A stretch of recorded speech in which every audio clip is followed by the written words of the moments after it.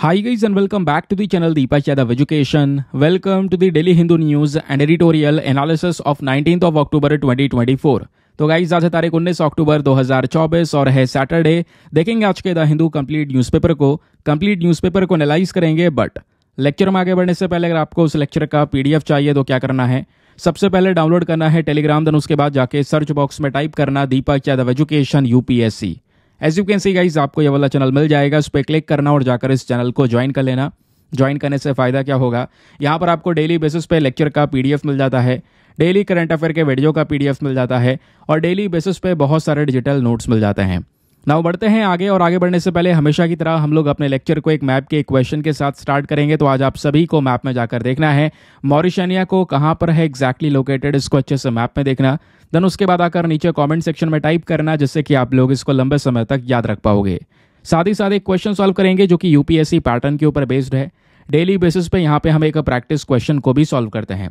तो दोस्तों, जैसा आपको पता है, कल के वीडियो में हमने एक आर्टिकल डिस्कस किया था असम अकॉर्ड से रिलेटेड। उसके अलावा मैंने सिटीजनशिप एक्ट के बारे में आपको बताया था, उसका सेक्शन 6A क्या है, ये सब कुछ हमने कल पढ़ा था ना, याद है आपको? तो दोस्तों, उसी के बेसिस पे आज आपके सामने प्रश्न है, जहाँ पे दो स्टेटमेंट्स दिए गए हैं, बताना है कौन सा स्टेटमेंट सही है।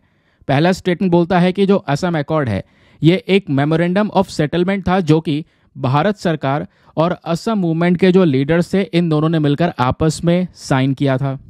दूसरा स्टेटमेंट बोलता है कि जो सिटीजनशिप एक्ट है 1955 का, इसमें जो सेक्शन 6A है इसको इसलिए लेकर आया गया था ताकि जो भी बांग्लादेशी इमिग्रेंट जो इलीगल तरीके से यहाँ पर असम में आ चुके हैं 25 मार्च 1971 के बाद में, उनको नागरिकता देने का काम करेगा यहाँ पर यह पर्टिकुलर सेक्शन 6A। क्या कुछ ऐसा है? याद करो क्या पढ़ाया था और बताओ फिर दोनों में से कौन सा स्टेटमेंट सही है। Option number A 1 only, B 2 only, C दोनों सही हैं या फिर D दोनों के दोनों गलत हैं। तो उसका सभी आंसर देंगे और मैं वेट कर रहा हूँ। प्लीज़ इनके आंसर दिया करो, बहुत इंपॉर्टेंट क्वेश्चन है जो कि करंट अफेयर के बेसिस पे हैं। चलिए अब एक बार देख लेते हैं आज के सेशन में क्या क्या चीज़ें कवर होने वाली हैं, क्योंकि दोस्तों ये जो वीडियो जो आप देख रहे हैं ये मोस्ट पावरफुल वीडियो है करंट अफेयर्स का, जहाँ पे आपका जो पूरा प्रिपरेशन, अगर हम लोग स्पेशली बात करें यूपीएससी की, वैसे किसी भी एग्जाम में करंट अफेयर्स पूछा जाता है तो आपको ये वीडियो बहुत हेल्प करेगा। लेकिन यहाँ पे यूपीएससी की बात करेंगे तो उसमें एडिटोरियल मेंस के लिए रिलेवेंट होते हैं, उसके अलावा कुछ शॉर्ट न्यूज़ हैं, प्रीलिम्स के न्यूज़ हैं, क्वेश्चंस हैं, वो सब चीज़ें मैं लेकर साथ में चल रहा हूँ। पिछले 3 दिनों से वीडियो बहुत ही ज़्यादा इंपॉर्टेंट बना दिया गया है, जैसे आप देख पा रहे हैं, और अर्ली मॉर्निंग में अपलोड होता है। आप कह सकते हैं आज के समय पर पूरे इंडिया में द हिंदू न्यूज़पेपर एनालिसिस का जो वीडियो है वो सबसे पहली बार डल रहा है, मतलब सबसे पहला अपना ही वीडियो डलता है यूट्यूब पर। पिछले 2 दिनों से ऐसा हुआ है ऑल ओवर इंडिया, और आज भी ऐसा ही होने वाला है। आपका जब तक अखबार आएगा तब तक ये वीडियो भी यहाँ पे यूट्यूब पर आ चुका होगा दोस्तों। तो आराम से यहाँ पर देखिए, सेशन को एंजॉय कीजिए और सभी लोग यहाँ पर मेक श्योर करें चैनल को जो सब्सक्राइब है उसको कर सकते हैं और वीडियो पे लाइक का बटन उसको प्रेस कर दें। 5000 लाइक्स का टारगेट है जिसको आप सभी लोग मिलकर सपोर्ट कर सकते हैं। फिलहाल के लिए अगर हम देखेंगे आज के द हिंदू न्यूज़पेपर में क्या क्या चीज़ें हैं डिस्कस करने के लिए, सबसे पहले यहाँ पे आप देख पाएंगे सुप्रीम कोर्ट का स्टेटमेंट है और यहाँ पे इन्होंने चाइल्ड मैरिज को लेकर एक पूरा मामला उठाया है। तो चाइल्ड मैरिज में आज के समय पर गवर्नमेंट क्या कर रही है, गवर्नमेंट को कुछ सपोर्ट किया है सुप्रीम कोर्ट की साइड से, कुछ स्टेटमेंट दिए गए हैं। तो मैं आपको बताऊंगा क्या है पूरा का पूरा मामला, और आज के समय पर जो हमारे पास में कानून है बाल विवाह को रोकने के लिए, उसमें कहाँ कहाँ पर खामियां हैं वो भी यहाँ पर एक्सप्लेन की गई हैं। फिर दूसरा आर्टिकल बात करता है पीएम मोदी दोस्तों रशिया विजिट करने वाले हैं। 22 अक्टूबर से ब्रिक्स का समिट चलने वाला है, इस वजह से आज तो 19 अक्टूबर है, थोड़े दिनों में यहाँ पर ब्रिक्स समिट शुरू हो जाएगा। तो कोई ज़्यादा खास आर्टिकल नहीं है, ब्रिक्स वगैरह के बारे में पता होना चाहिए, वो हम यहाँ पर देख लेंगे। देन उसके बाद आज के न्यूज़पेपर का एक इंपॉर्टेंट एडिटोरियल। अब ये एडिटोरियल हमारे मेंस के लिए होते हैं यार, बहुत इंपॉर्टेंट। मैं आपको एडिटोरियल भी पढ़ाता हूँ, इनमें से क्वेश्चन कैसे बनेंगे वो भी बताता हूँ, मेंस का प्रश्न भी देता हूँ और साथ ही साथ में आपको टिप्स भी देता हूँ कि कैसे उन क्वेश्चन को सॉल्व किया जा सकता है। फिर एक प्लेटफॉर्म भी दिया जाता है जहाँ पे आप आंसर लिखकर सबमिट करते हैं। तो आज का सबसे पहला एडिटोरियल है, ये बात करता है perilous highway to the salvation in the Himalayas. Specially बात हो रही है दोस्तों हिमालयन रीजन की। जो हमारा 4 धाम प्रोजेक्ट है आज के समय पर, इस 4 धाम प्रोजेक्ट को गवर्नमेंट बना तो रही है, लेकिन इस प्रोजेक्ट की वजह से हमारे पहाड़ी रीजन पे बहुत ज़्यादा इम्पैक्ट पड़ने वाला है। आने वाले समय पर यह प्रोजेक्ट डिजास्टर साबित होगा, ये यहाँ पे राइटर ने बताया है। ये 4 धाम प्रोजेक्ट के अगेंस्ट में कई सारी बातें यहाँ पर मेंशन कर चुके हैं। अब क्या बोलते हैं कि भाई किस तरीके से पहाड़ों पे जो रोड है उसको चौड़ा किया जा रहा है, कितना नेगेटिव इम्पैक्ट पड़ सकता है, कुछ रिपोर्ट शेयर की हैं, डिस्कस करेंगे। देन दूसरा एडिटोरियल हमारा बात करता है forecasting better in India, come rain और शाइन। अब ऐसा हेडिंग देखा होगा, ये बेसिकली बात हो रही है मिशन मौसम के बारे में। तो मिशन मौसम रिसेंटली नया प्रोजेक्ट शुरू किया है, लेकिन इस मिशन में राइटर ने कुछ 3 से 4 पॉइंट्स बताए हैं कि हमें ये चीज़ और ऐड कर देनी चाहिए। जहाँ पे रडार नहीं है, बारिश का पता लगाने के लिए वहाँ पे रडार हो जाए। कहने का मतलब है हम अपने देश के अंदर में अच्छे से अपने वेदर को मॉनिटर कर सकें, क्योंकि आजकल क्या हो रहा है, वेदर को लेकर जो प्रोडिक्शन की जा रही है वो ज़्यादा अच्छी नहीं है। इतना बारिश होगा किसी ने कोई प्रेडिक्ट किया नहीं था, अब की बार ऐसा ही हुआ है। तो वो राइटर ने एक्सप्लेन किया है, समझेंगे काफ़ी डिटेल से। देन उसके बाद एक एडिटोरियल यह है जो कि बेसिकली 2024 के इकोनॉमिक्स में जो नोबेल प्राइज़ दिया गया है उसको लेकर डिस्कशन करता है। वैसे कल हम लोगों ने इसके बारे में पढ़ ही लिया था। एक आर्टिकल द हिंदू न्यूज़पेपर में है जहाँ पे बात हो रही है जनरल इलेक्ट्रिक LM2500 इंजन के बारे में। तो ये इंजन तैयार कर लिया गया है दोस्तों। इस इंजन से नेवी के लिए जो नेक्स्ट जनरेशन मिसाइल वेसल है वो तैयार किया जाएगा। क्या है मिसाइल वेसल, इसके बारे में बात करने वाले हैं, इंजन के बारे में डिस्कस करेंगे। फिर लास्ट में कुछ अदर सेक्शन में इंपॉर्टेंट टॉपिक्स हैं उनको भी कवर किया जाएगा। तो ये तो हमारे आज की द हिंदू की खबरें होने वाली हैं इसी पर्टिकुलर वीडियो में। लेकिन इससे काम नहीं चलने वाला, केवल एक सोर्स लेके चलोगे फंस जाओगे, पढ़ना बहुत कुछ है। तो यहाँ पे दोस्तों कुछ अदर सोर्सेज भी ऐड कर दिए गए हैं और ये आर्टिकल्स आपके प्रीलिम्स में बहुत हेल्प करने वाले हैं।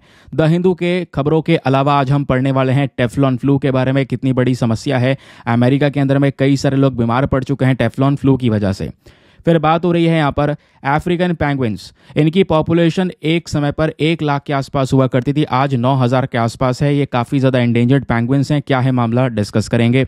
फिर बात आ रही है कराकोरम वाइल्ड लाइफ सेंचुरी के बारे में, यहाँ पे कुछ प्रोजेक्ट्स वगैरह लगाए जा रहे हैं।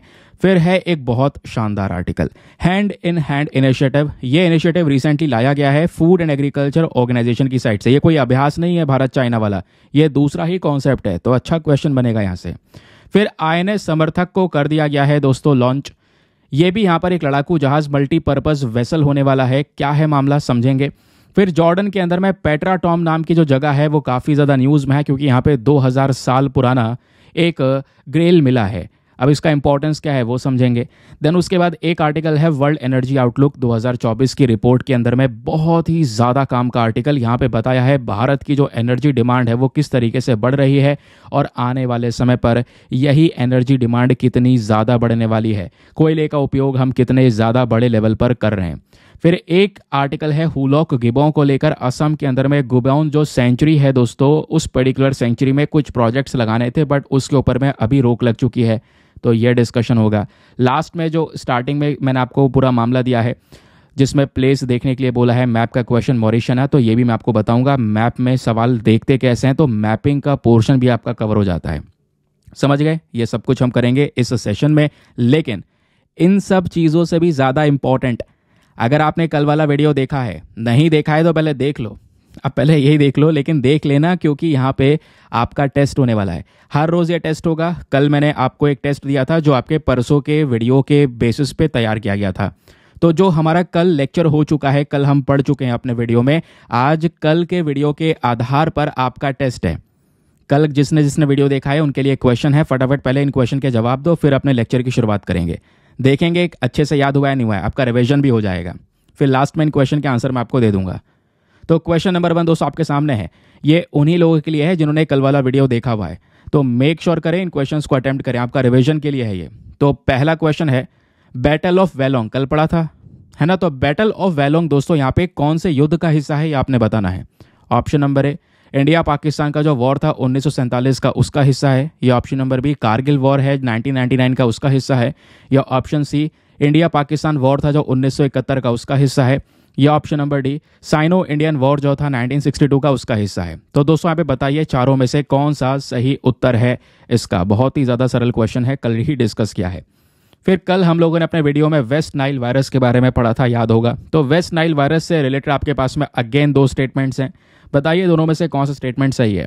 पहला, ये जो वायरस है कॉमनली अफ्रीका में पाया जाता है, यूरोप और मिडिल ईस्ट रीजन्स में देखने को मिलता है। ये जो वायरस है दोस्तों ये इंसानों में ट्रांसमिट होता है, इंसानों में फैलता है एक छोटे से कीड़े की वजह से, टिक की वजह से, जो ब्लैक कलर का होता है।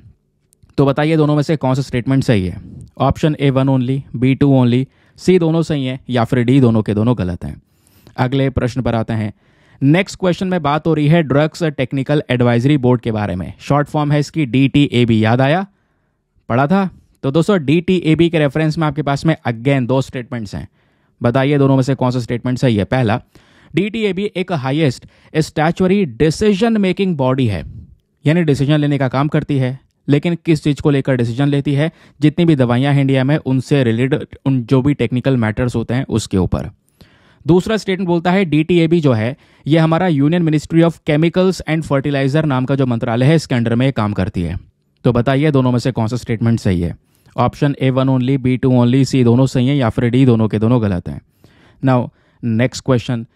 कल हमने काजीरंगा नेशनल पार्क के बारे में बात की थी, बताना इसका उत्तर क्या है। काजीरंगा नेशनल पार्क को लेकर फिर से आपके पास में दो स्टेटमेंट्स हैं, कौन सा सही है बताइए। पहला, क्या ये पार्क असम में लोकेटेड है? दूसरा स्टेटमेंट, क्या इसको वर्ल्ड हेरिटेज साइट का दर्जा दिया गया है यूनेस्को की साइट से? बताओ। Option A1 only, B2 only, C दोनों सही है या फिर डी दोनों गलत है।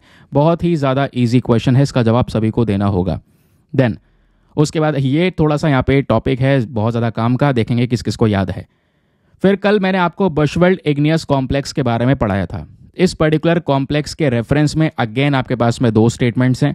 बताइए दोनों में से कौन सा स्टेटमेंट सही है। पहला, ये जो पर्टिकुलर कॉम्प्लेक्स है ये आज के समय पर वेस्टर्न ऑस्ट्रेलिया में लोकेटेड है। दूसरा स्टेटमेंट बोलता है ये जो कॉम्प्लेक्स है इसके अंदर में दुनिया के सबसे बड़े भंडार पाए जाते हैं प्लैटिनम ग्रुप मेटल्स के। तो बताइए कौन सा स्टेटमेंट सही है। Option A1 only, B2 only, C दोनों सही है या फिर डी दोनों के दोनों गलत हैं। फटाफट जो भी प्रश्न आपको दिए हैं इनके उत्तर देते चलो नीचे कमेंट सेक्शन में। और याद रखना आज का लेक्चर भी अच्छे से सुनना है, कल फिर से टेस्ट होगा, फिर से जानने को मिलेगा। क्वेश्चन की संख्या अभी 5 ही है, आप कहेंगे तो क्वेश्चंस इंक्रीज भी कर दिए जाएंगे, बट कमेंट सेक्शन में अपने फीडबैक लेक्चर को लेकर ज़रूर से शेयर करना। आपको लेक्चर में क्या क्या चीज़ें यहाँ पर इंपॉर्टेंट तौर पर समझ में आ रही हैं, उसके अलावा किस तरीके से लेक्चर इंपॉर्टेंट बन चुका है पिछले कुछ दिनों में, क्या एडिशन चाहते हैं तो बता सकते हैं उसके बारे में। चलिए अब आते हैं दोस्तों अपने थंबनेल वाले इंपॉर्टेंट न्यूज़ की तरफ। तो आज 19 अक्टूबर को एक खबर लगातार कई सारे न्यूज़पेपर के अंदर में पब्लिश हुई है टेफ्लॉन फ्लू को लेकर। और इस समय नहीं दोस्तों, आज से कुछ महीने पहले यानी जुलाई 2024 के महीने में भी ये टेफ्लॉन को लेकर बहुत ज़्यादा जो चर्चाएं वो हो रही थी। बोला यह जा रहा है कि टेफ्लॉन फ्लू एक ऐसी प्रॉब्लम है जिसकी वजह से यूएस में कई 100 लोग ऐसे हैं जिनको हॉस्पिटल में एडमिट करना पड़ा। अब ये टेफ्लॉन क्या होता है? जो हम लोग नॉन स्टिक बर्तन का यूज़ करते हैं, अब नॉन स्टिक पैन का कई सारे लोग यूज़ करते होंगे, जो ब्लैक कलर का आपको देखने को मिलेगा, अब तो अलग अलग कलर्स में भी हैं। तो नॉन स्टिक पैन में जो कोटिंग ऊपर ब्लैक कलर की लगी हुई होती है वो टेफ्लॉन की लगी हुई होती है। और ये टेफ्लॉन जो है दोस्तों उस पर्टिकुलर पैन में से छूटने भी लगता है थोड़े समय बाद, या कभी कभी हम उस पर्टिकुलर नॉन स्टिक पैन को या जो भी हमारे बर्तन हैं नॉन स्टिक वाले उनको गर्म करते हैं और उसको ज़्यादा गर्म कर देते हैं, ओवर हीटिंग हो जाती है, तो उसकी वजह से भी जो केमिकल उसकी कोटिंग में प्रेजेंट है वो उसमें से छूटने लगता है और उससे बहुत ज़्यादा जहरीली जो कह सकते हैं फ्यूम्स है वो बनने लगता है, धुआं बनने लगता है, वो हमारे बॉडी में जाता है, हम उसको ऑब्वियस सी बात है इनहेल कर रहे हैं। तो इनहेल करने पे यहाँ पे दोस्तों कई सारी प्रकार की बीमारियाँ हो जाती हैं, या धीरे धीरे करके जो टेफ्लॉन है वो छूटने भी लगता है, फूड में भी ऐड होने लगता है। यही टेफ्लॉन दोस्तों कई सारी कारण बन जाता है हमारे बीमारियों का, ऐसा यहाँ पर बोला जा रहा है। तो ये जो मामला है वो आपको समझ में आया क्या चल रहा है। लेकिन ये मेन मकसद नहीं था हमारा टेफ्लॉन फ्लू को पढ़ना, क्योंकि आर्टिकल जो है आजकल जो चर्चाओं में स्पेशली वो ये है, जो कि बेसिकली डीडी न्यूज़ की खबर है, एक बहुत इंपॉर्टेंट न्यूज़ है। हाल ही में यहाँ पर एक स्टडी आई है और उस स्टडी ने ये बोला है PFAS, जिसको बोलते हैं फॉरएवर केमिकल्स।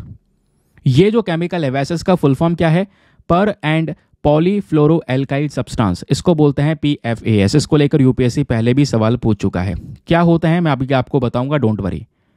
तो PFAS जो इन सब्सटेंस की हम बात कर रहे हैं दोस्तों, इसका एक्सपोजर अगर किसी पर्टिकुलर व्यक्ति के प्रति होता है तो उस इंसान को किडनी डैमेज हो सकता है, उसका गट हेल्थ इम्बैलेंस हो सकता है। ये रीसेंट रिपोर्ट आई है और ऐसा यहाँ पर पहली बार कोई ऐसी जानकारी मिली है कि अगर यहाँ पे PFAS के कांटेक्ट में एक ह्यूमन बीइंग रहेगा तो उसको ये सब प्रॉब्लम्स फेस करनी पड़ सकती हैं, उसकी किडनी तक खराब हो सकती है। तो यहाँ पे सबसे पहला क्वेश्चन यही है कि सर ये PFAS है क्या? जैसे मैंने आपको फुल फॉर्म बता दिया है, पर एंड पॉलीफ्लोरोएल्काइल सब्सटेंस इसका फुल फॉर्म है। इसको कभी कभी हम शॉर्ट फॉर्म में फॉरएवर केमिकल्स बोल देते हैं, जो हर जगह पे प्रेजेंट है। समझ गए। लेकिन सबसे ज़्यादा जो ये केमिकल्स प्रेजेंट है वो हमारे नॉन स्टिक कुकवेयर में प्रेजेंट है। वही बर्तन जिनकी हम बात कर रहे थे, नॉन स्टिक पैन वगैरह जिनकी बात हो रही थी, या कुछ ऐसे प्रोडक्ट्स दोस्तों और भी कई सारे मार्केट में है जिसमें PFAS प्रेजेंट होता है। वाटर रेजिस्टेंट क्लॉथिंग हो गया, उसके अलावा PFAS यही केमिकल पानी में मिल जाते हैं तो उससे कॉन्टामिनेटेड वाटर हो गया। हवा में, डस्ट में भी PFAS प्रेजेंट होता है। लेकिन यही PFAS लगातार एक इंसान के बॉडी से कांटेक्ट में रहेगा, एक इंसान के बॉडी में बार बार आता रहेगा, तो इससे बहुत सारी हेल्थ प्रॉब्लम्स हो सकती है एक पर्टिकुलर व्यक्ति को। जैसे हमने अभी ये रिपोर्ट डिस्कस की है कि एक पर्टिकुलर इंसान को PFAS की वजह से किडनी कैंसर भी हो सकता है, हाई ब्लड प्रेशर का इशू हो सकता है, हाई कोलेस्ट्रॉल का इशू हो सकता है। उसके अलावा यहाँ पर जो वैक्सीन का रिस्पॉन्स होता है बच्चों में, वो रिस्पॉन्स भी कम हो जाएगा, जिसकी वजह से वो जो बच्चा है वो बार बार बीमार पड़ेगा अलग अलग बीमारियों की वजह से। तो ये है PFAS जो कि इतना खतरनाक है। और सबसे बड़ी और प्रॉब्लम वाली बात यह है, ये केमिकल कोई ऐसा नहीं है कि बाहर से नेचुरली मिल रहा हो, ये एक मैन मेड केमिकल है। हम हर एक प्रोडक्ट के अंदर में डेली बेसिस पे इसका यूज़ कर रहे हैं, चाहे वो नॉन स्टिक कुकवेयर हो जिसके बारे में भी हम बात कर रहे थे, या दूसरे कोई भी आइटम हो, कॉस्मेटिक्स के आइटम्स में भी यहाँ पर ये प्रेजेंट है। PFAS बार बार इंसान के कांटेक्ट में रहेगा तो उससे उसकी हार्ट हेल्थ के ऊपर भी इम्पैक्ट पड़ सकता है और नई बीमारियां या कैंसर भी हो सकता है। और आज के समय पर दोस्तों जो PFAS ये फॉरएवर केमिकल्स हैं, इनको हमने स्टॉकहोम कन्वेंशन के अंडर में भी ऐड कर रखा है एज इंडस्ट्रियल POP। POP क्या होता है? यह है पर्सिस्टेंट ऑर्गेनिक पोल्यूटेंट। कहने का मतलब है इन्हीं फॉरएवर केमिकल को एक पोल्यूटेंट के तौर पर दर्जा दिया जा चुका है। ये वो केमिकल्स होते हैं जो एनवायरमेंट में लंबे समय तक टिके रहते हैं, जो कभी खत्म नहीं होते, एक इंसान के लिए जानलेवा या जहर बन जाते हैं। उनको लेकर एक पर्टिकुलर कन्वेंशन है और यही कन्वेंशन क्या करता है, ह्यूमन हेल्थ को बचाने की बात करता है इन सब गैसेस से। तो इसके अंडर भी कवर कर दिया गया है PFAS को। तो PFAS आई होप आपको क्लियर हो चुका होगा क्या है। इसको ध्यान रखिएगा, एग्जाम में क्वेश्चन बन सकता है। लेकिन यही PFAS की जो हम बात कर रहे हैं, इसी से ही बहुत सारी प्रॉब्लम्स हो रही हैं। नॉन स्टिक पैन वगैरह भी हम डिस्कस कर रहे थे। तो जब भी आप नॉन स्टिक कोई बर्तन ले रहे हैं तो उसके लिए करना क्या है मैं आपको बताऊंगा। पता है प्रॉब्लम क्या है? ये आप खबर देख पाएंगे, तारीख है 24 जुलाई 2024, ये सब कुछ लिखा हुआ है। यहाँ पे बोला जा रहा है अभी USA में, वैसे बाहर में बहुत ज़्यादा नॉन स्टिक पैन का इस्तेमाल होता है। तो इस्तेमाल करते करते एक प्रॉब्लम आ गई, टेफ्लॉन फ्लू।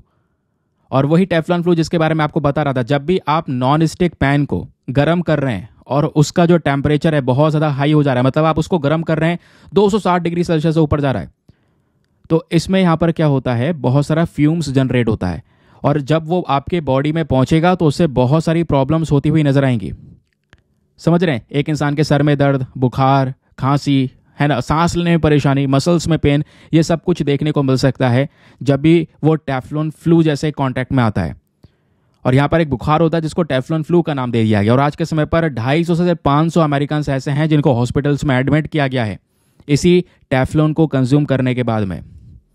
समझ गए ना? अब करना क्या, इसका उपाय क्या हो सकता है? चलिए ये वाला पिक्चर से आप इसको समझ पाएंगे। पहली चीज़ यहाँ पर मेंशन किया गया है कि जब भी हम लोग पुराना नॉन स्टिक पैन देखते हैं, और आज के समय पर यही वाला नॉन स्टिक पैन सबसे ज़्यादा इस्तेमाल किया जाता है, जो आप ये स्क्रीन पर देख ही पा रहे होंगे, है ना। इसमें बड़ी प्रॉब्लम्स हैं और यहाँ पर यही बोला जा रहा है कि इसमें कई सारे फॉरएवर केमिकल्स हैं, तो इसको यहाँ पे आपने यूज़ नहीं करना है, क्योंकि इन्हीं केमिकल्स की वजह से बहुत सारे लोग आज के समय पर कैंसर से पीड़ित हैं। तो अगर यहाँ पे आपने कोई ऐसा नॉन स्टिक पैन जैसा कॉन्सेप्ट अपनाना है, तो उसके अलावा नॉन स्टिक पैन के अलावा कुछ और ऑप्शंस आपके पास में अवेलेबल हैं। जैसे कास्ट आयरन वाला यहाँ पर ये प्रोडक्ट आपको देखने को मिल जाएगा, या कार्बन स्टील हो गया, स्टेनलेस स्टील का आप प्रोडक्ट ले सकते हैं, या 100% सेरेमिक ले लें। तो ये चीज़ यहाँ पे अपना सकते हैं। ऐसा यहाँ पे बोला जा रहा है ये नॉन टॉक्सिक है, लेकिन ये कहीं ना कहीं यहाँ पे जो नॉन स्टिक पैन है ये काफ़ी ज़्यादा टॉक्सिक है। इसके ऊपर टेफ्लॉन की कोटिंग है। यही टेफ्लॉन की कोटिंग खाने में मिल सकती है, यही टेफ्लॉन की कोटिंग जलकर और कई सारी प्रॉब्लम्स आपके लिए क्रिएट कर सकती है। समझ गए? क्लियर हो गया है? तो इसको ध्यान रखिएगा। बाकी ये टॉपिक एग्जाम के साथ साथ अवेयरनेस के पॉइंट ऑफ व्यू से भी बहुत ज़्यादा इंपॉर्टेंट है। चलिए आगे बढ़ते हैं, लेकिन आगे बढ़ने से पहले एक इंपॉर्टेंट इन्फॉर्मेशन, अगर आप लोग हमारे पेड ग्रुप्स को ज्वाइन करना चाहते हैं तो आपके पास में बढ़िया मौका है इसको ज्वाइन करने के लिए। यहाँ पर आपको डेली बेसिस पे करंट नोट्स के PDF वगैरह प्रोवाइड करवाए जाते हैं। फॉर एग्जांपल जैसे आपने ये सभी डिटेल्स देखी हैं, ये सभी डिटेल्स दोस्तों आपको कंपाइल करके एक पीडीएफ में प्रोवाइड करवाई जाती हैं। एक ऐसा पीडीएफ जो प्रिंट आउट वगैरह जिसका आप निकलवा सकते हैं, एक ऐसा पीडीएफ मिल जाता है आपको जो हिंदी और इंग्लिश दोनों भाषाओं में होता है। और दोस्तों एक ऐसा ग्रुप आपको ज्वाइन करवा दिया जाएगा जहाँ पे आपका करंट अफेयर का सभी कंटेंट सिक्योर हो जाता है। कहने का मतलब है करंट अफेयर के लिए नोट्स बनाएं, कब बनाएं, कैसे बनाएं, बहुत सारी परेशानी होती है, वो सब परेशानी आपकी खत्म हो जाती है।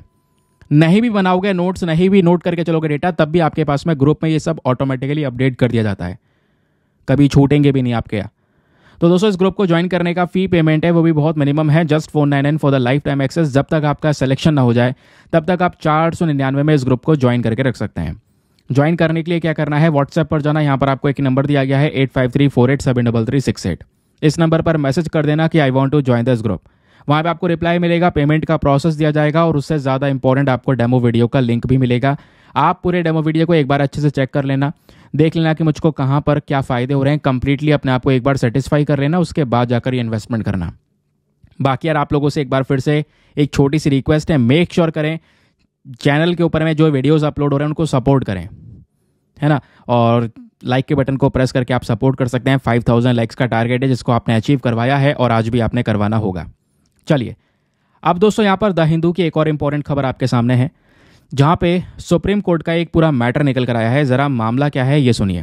सुप्रीम कोर्ट ने अभी हमारे पार्लियामेंट के ऊपर में जोर दिया है, किस चीज़ को लेकर, कि भाई आज के समय पर चाइल्ड बेट्रोथल्स आपको देखने को मिल जाते हैं। कहने का मतलब यह है, भले ही हम आज बाल विवाह रोकने की बात कर रहे हैं, कई सारे केस ऐसे हैं जहां पर पहले ही बच्चों की एंगेजमेंट कर दी गई है। अब एंगेजमेंट कर दी गई है, धीरे धीरे करके यहाँ पर शादी भी हो जाएगी, तो ये सब चीज़ें रोकनी होगी। आज हमारे पास में चाइल्ड मैरिज को रोकने के लिए बहुत सारे लॉज प्रेजेंट हैं, कई सारे कानून आपको देखने को मिलेंगे, जो कि सही बात है, गलत क्या है इसमें। लेकिन उसके बावजूद भी बाल विवाह हो रहा है, तो खामियां कहाँ हैं, इसको चेक कीजिए। पार्लियामेंट से बोला है कि भाई आप कहीं से कहीं तक इस बाल विवाह में किसी भी प्रकार का कोई छूट ना दें।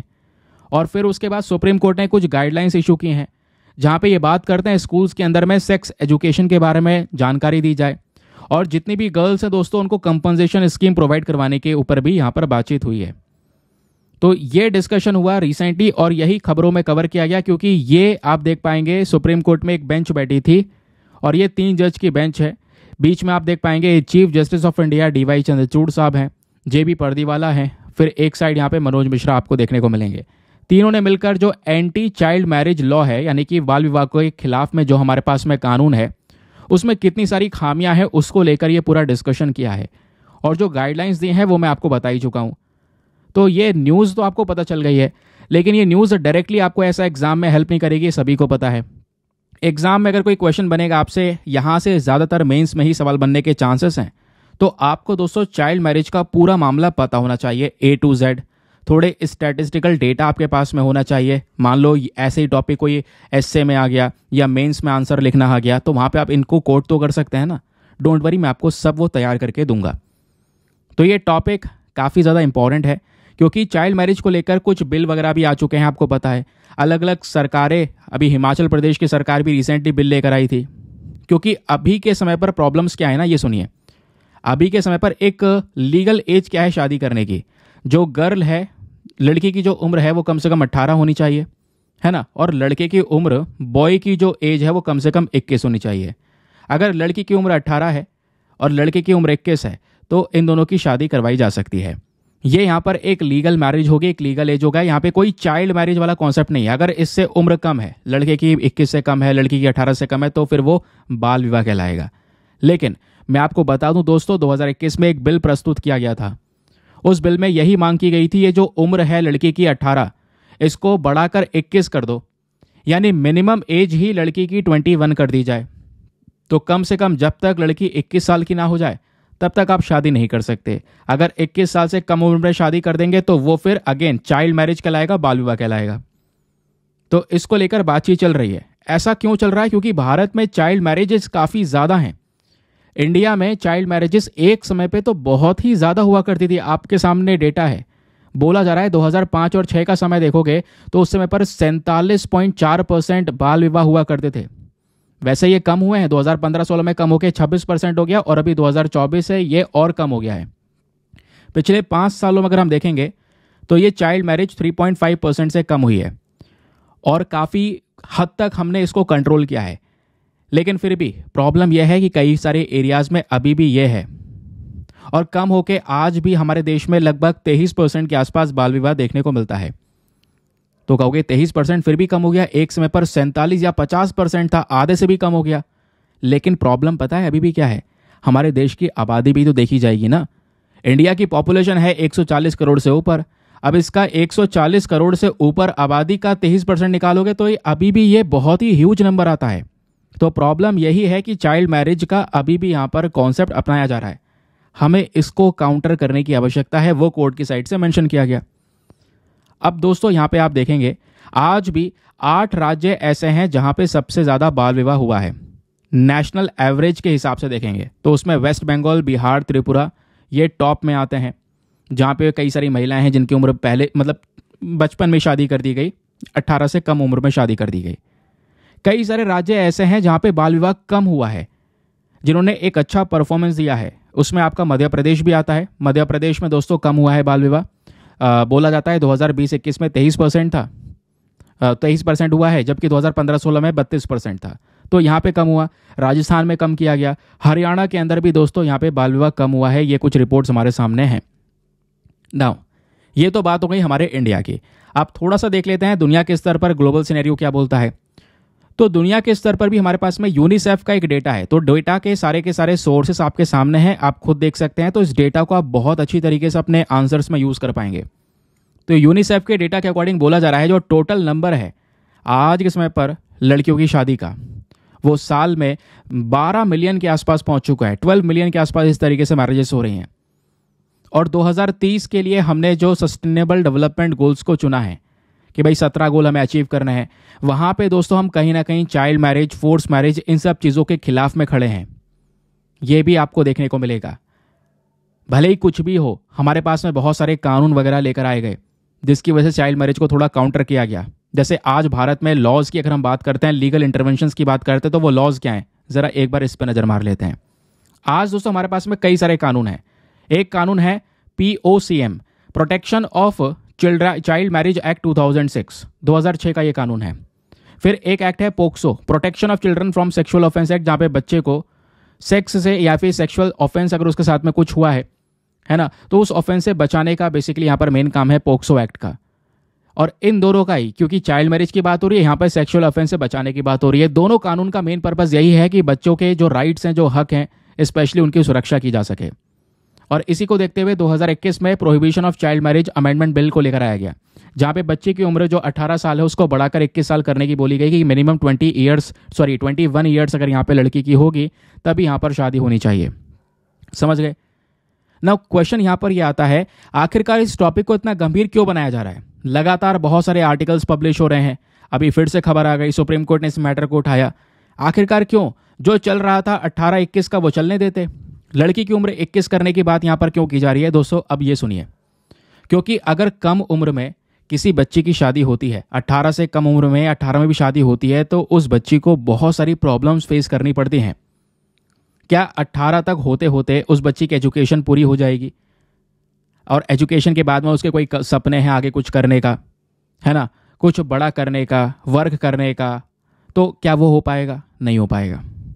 दूसरा सबसे बड़ी प्रॉब्लम यह है कि 18 की उम्र में, मान लो 18 से कम उम्र में शादी हो गई, तो शादी मतलब अर्ली प्रेगनेंसी, और अर्ली प्रेगनेंसी की वजह से उस बच्ची की हेल्थ के ऊपर में बहुत सारे नेगेटिव इम्पैक्ट पड़ेंगे, ऐसा यहाँ पे बोला जा रहा है।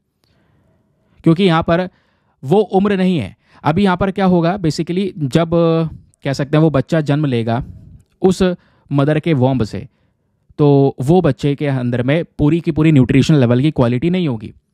उस बच्चे की इतनी ज़्यादा हेल्थ, ओवरऑल हेल्थ या मेंटल वेलबींग जैसा होना चाहिए था वैसा नहीं होगा अगर कम उम्र में आप शादी कर देते हैं और कम उम्र में उस अर्ली प्रेगनेंसी को फेस करना पड़ता है, स्पेशली उस बच्ची को। तब फिर उसके बाद में पूरे फैमिली को देखना, उसको हैंडल करना, और वो कम उम्र में ही कर पाना, ये थोड़ा सा प्रॉब्लमेटिक हो जाता है, ऐसा यहाँ पे एक्सप्लेन किया गया है इस पर्टिकुलर आर्टिकल में। समझ गए? अब दोस्तों इसी गर्ल चाइल्ड मैरिज को रोकने के लिए कई सारी स्कीम्स और पॉलिसीज लेकर आ गई। जैसे आपने देखा होगा सुकन्या समृद्धि योजना, है ना, ऐसी दोस्तों यहाँ पे बालिका समृद्धि योजना, बहुत सारी योजनाएं लेकर आई गई। बेटी बचाओ बेटी पढ़ाओ स्कीम है है ना। स्कीम का मेन पर्पज़ यह है कि जो चाइल्ड गर्ल चाइल्ड है स्पेशली यहाँ पर उसकी सेफ्टी के ऊपर ध्यान दिया गया है। समझ रहे हो? तो ये यहाँ पे इंपॉर्टेंट आर्टिकल है, ध्यान रखिएगा। ये बेसिक फैक्ट्स मैंने आपको प्रोवाइड करवा दिए हैं। ज़्यादातर यहाँ से क्वेश्चन मेंस में ही बन सकता है। तो हमने आर्टिकल भी पढ़ लिया प्लस अपने नोट्स यानी बैकग्राउंड डेटा भी तैयार कर लिया। चलिए अब आते हैं अगली खबर के ऊपर। अगली खबर एग्जाम के लिए होने वाली है बहुत ही ज़्यादा important. GS paper number 3 environment के साथ में आप इसको लिंक कर पाएंगे। डाउन टू अर्थ के न्यूज़ है। अभी हम बात कर रहे थे अफ्रीकन पेंगुइन के बारे में। तो दोस्तों अफ्रीकन पेंगुइन का अगर आप थोड़ा हिस्टोरिकल बैकग्राउंड देखेंगे, इतिहास देखेंगे, तो एक्चुअली में हुआ क्या है। सन 1956 में इन अफ्रीकन पेंगुइन की संख्या 93,000 के आसपास थी, या कह सकते हैं अप्रॉक्सीमेटली 1 लाख के आसपास, या चलो फिर भी 93,000 93,000 के आसपास यहाँ पे अफ्रीकन पेंगुइन हुआ करते थे। लेकिन आज अगर हम देखें 2023 में इनकी संख्या कम होकर केवल 9,900 हो गई है। इतने भारी मात्रा में हजारों की कगार में पेंगुइन्स खत्म हो चुके हैं, और खत्म होने की वजह से ही इनको एंडेंजर्ड कैटेगरी में कवर किया गया है, ताकि अब इनकी प्रोटेक्शन दी जा सके। क्योंकि अगर हमने इनको प्रोटेक्शन अब नहीं दी तो बचे कुछ ये भी खत्म हो जाएंगे, तो ये प्रजाति हो जाएगी एक्सटिंक्ट यानी कि विलुप्त। आगे जाकर यहाँ पर बस खाली नाम ही नाम पता होगा कि भाई अफ्रीकन पेंगुइन नाम का कोई यहाँ पर एक स्पीशी हुआ करता था। समझ रहे हो कि क्या हालात हो चुके हैं पिछले कुछ समय पर। तो अभी के लिए क्या हुआ है कि पॉपुलेशन हो चुकी है इतनी कम, इसको और ना कम कर दिया जाए। इस वजह से आर्टिफिशियल तरीके से इनकी ब्रीडिंग को बूस्ट करने के लिए नेस्ट बनाए जा रहे हैं, ताकि यहाँ पर इनकी पॉपुलेशन को बढ़ाया जाए। बस यही एक खबर है। आर्टिफिशियल तरीके से यहाँ पर इनकी ब्रीडिंग को बूस्ट किया जाएगा, जिसकी वजह से पॉपुलेशन बढ़ेगी और इनका जो मामला है या फिर पॉपुलेशन है वो थोड़ा सा कंट्रोल हो पाएगा। क्लियर? न्यूज़ आपको समझ में आ गया। अब इस न्यूज़ से हमारा कोई इतना लेना देना है नहीं, बट खबर पढ़नी है तो एक बार क्लियर हो जाएगा, तो हमें ये तो पता होगा कि हम किन्हें क्यों पढ़ा है। अब एग्जाम में दोस्तों यहीं से क्वेश्चन बनेगा, अफ्रीकन पेंगुइन से संबंधित आपसे सवाल बन सकता है। बहुत अच्छे से हर एक चीज़ को सुन लेना, क्योंकि कल टेस्ट होगा आपका, और ऐसे ही यहाँ पर एक दिन बाद टेस्ट हो रहा है। तो अफ्रीकन पेंगुइन को जब हम देखते हैं तो कुछ इस तरीके से दिखाई पड़ता है। देखने में पेंगुइन सभी ऐसे ही नजर आते हैं, लेकिन थोड़ा सा इसमें यूनिकनेस है बाकी सारे पेंगुइन के कंपैरिजन में, क्योंकि ज़्यादातर पेंगुइन ठंडे रीजन्स में होते हैं। ये अफ्रीकन पेंगुइन है जो अफ्रीका में पाया जाता है, और अफ्रीका गर्म रीजन है। तो दोस्तों यहाँ पे आप पैटर्न्स देखोगे काफ़ी अलग हैं। इनके बॉडी पर आप देख पाओगे ब्लैक कलर के ऐसे बहुत सारे स्पॉट्स नजर आएंगे। और अफ्रीकन पेंगुइन को पहचानने का एक सबसे आसान तरीका है, इनका मुंह देखोगे तो आंख के ऊपर पिंक कलर के ये स्पॉट्स आपको नजर आएंगे, यहाँ पर भी और इसमें भी, है ना। तो पिंक कलर का यहाँ पर ये स्पॉट ऊपर दिखाई पड़ता है, इससे पहचान हो जाती है अफ्रीकन पेंगुइन की। इन पेंगुइन के अंदर में जो मेल होते हैं उनका साइज बड़ा होता है as compared to the female, और मेल वाले पेंगुइन की जो चोंच होती है, बीक होती है, वो ज़्यादा बड़ी साइज की भी होती है। तो मेल और फीमेल को इस तरीके से पहचाना जा सकता है। अब बात आती है हैबिटेट की। तो अफ्रीकन पेंगुइन दोस्तों काफ़ी बड़े रीजन में पाए जाते हैं, अफ्रीका वाले रीजन में। स्पेशली अफ्रीका में कहाँ पर? आपका नामीबिया वाला रीजन हो गया, जहाँ से चीता भारत ने मंगाए हैं। दूसरा यहाँ पे साउथ अफ्रीका के अंदर में आपका एल्गोआ बे हो गया। मैप देखना है ना? चलो फिर देख लेते हैं मैप एक बार। अब दोस्तों एक बात सुनो यार, मुझसे अभी भी ना बहुत सारे लोग लगातार मैसेजेस करके पूछ रहे हैं, सर आप कौन सा मैप यूज़ करते हैं। यार आपके मोबाइल फ़ोन में एक मैप नाम का एप्लीकेशन होगा, मैं भी वही यूज़ कर रहा हूँ। जो इनबिल्ट ऐप है ऑलरेडी सिस्टम में, जो ऐप का एप्लीकेशन पड़ा हुआ है, उसी ऐप को मैंने ओपन कर रखा है, मैप का एप्लीकेशन। तो उसको ओपन कर दिया, यहाँ पर ये खुल गया। अब चलते हैं यहाँ पे, आप देखिए हमें देखना है अफ्रीका की साइड में। तो यह है इंडिया, चलते हैं अफ्रीका, और ये पूरा वेस्ट एशिया का रीजन जो आजकल बहुत ज़्यादा चर्चाओं में खबरों में बना हुआ है। अब दोस्तों ऐसे घूमते घूमते आ गए हम लोग अपने ये पूरा का पूरा अफ्रीकन कॉन्टिनेंट में। हम बात कर रहे थे नामीबिया साउथ अफ्रीका की, तो साउथ अफ्रीका तो साउदर्न साइड में ही होगा, तो सदर्न साइड आपका ये हो गया। ये रहा आपका साउथ अफ्रीका। साउथ अफ्रीका से ही बॉर्डर लगता है ऊपर नामीबिया का, ये आपको नामीबिया नजर आएगा। समझ गए? तो हमारे इस नामीबिया और साउथ अफ्रीका के कुछ रीजन्स में ये अफ्रीकन पेंगुइन पाए जाते हैं। क्लियर हो गया? अब आते हैं आगे की बात, सुनिए। ये जो पेंगुइन है दोस्तों, इनका जो एवरेज लाइफ स्पान है वो लगभग 20 साल है। 20 साल तक ये जीवित रह सकते हैं। और कुछ मछलियां हैं उनको खाते हैं, जिसमें सार्डाइन और एंकेवी आपको मछलियां देखने को मिलेंगी। बाकी सबसे इंपॉर्टेंट यूपीएससी जहां से क्वेश्चन पूछ लेगा या किसी भी एग्जाम में बन सकता है, वो है IUCN स्टेटस। IUCN के अंदर में इस पेंगुइन को एंडेंजर्ड कैटेगरी में कवर किया गया है। एंडेंजर्ड कैटेगरी का मतलब क्या है भाई? ये प्रजाति खतरे में है, इसको प्रोटेक्शन देने की ज़रूरत है। अगर हमने इसको सुरक्षित नहीं किया तो आने वाले समय पर प्रजाति खत्म हो जाएगी। अब खत्म क्यों हो जाएगी? क्योंकि दुनिया भर से बड़ा इम्पैक्ट पड़ रहा है इनकी पॉपुलेशन के ऊपर में।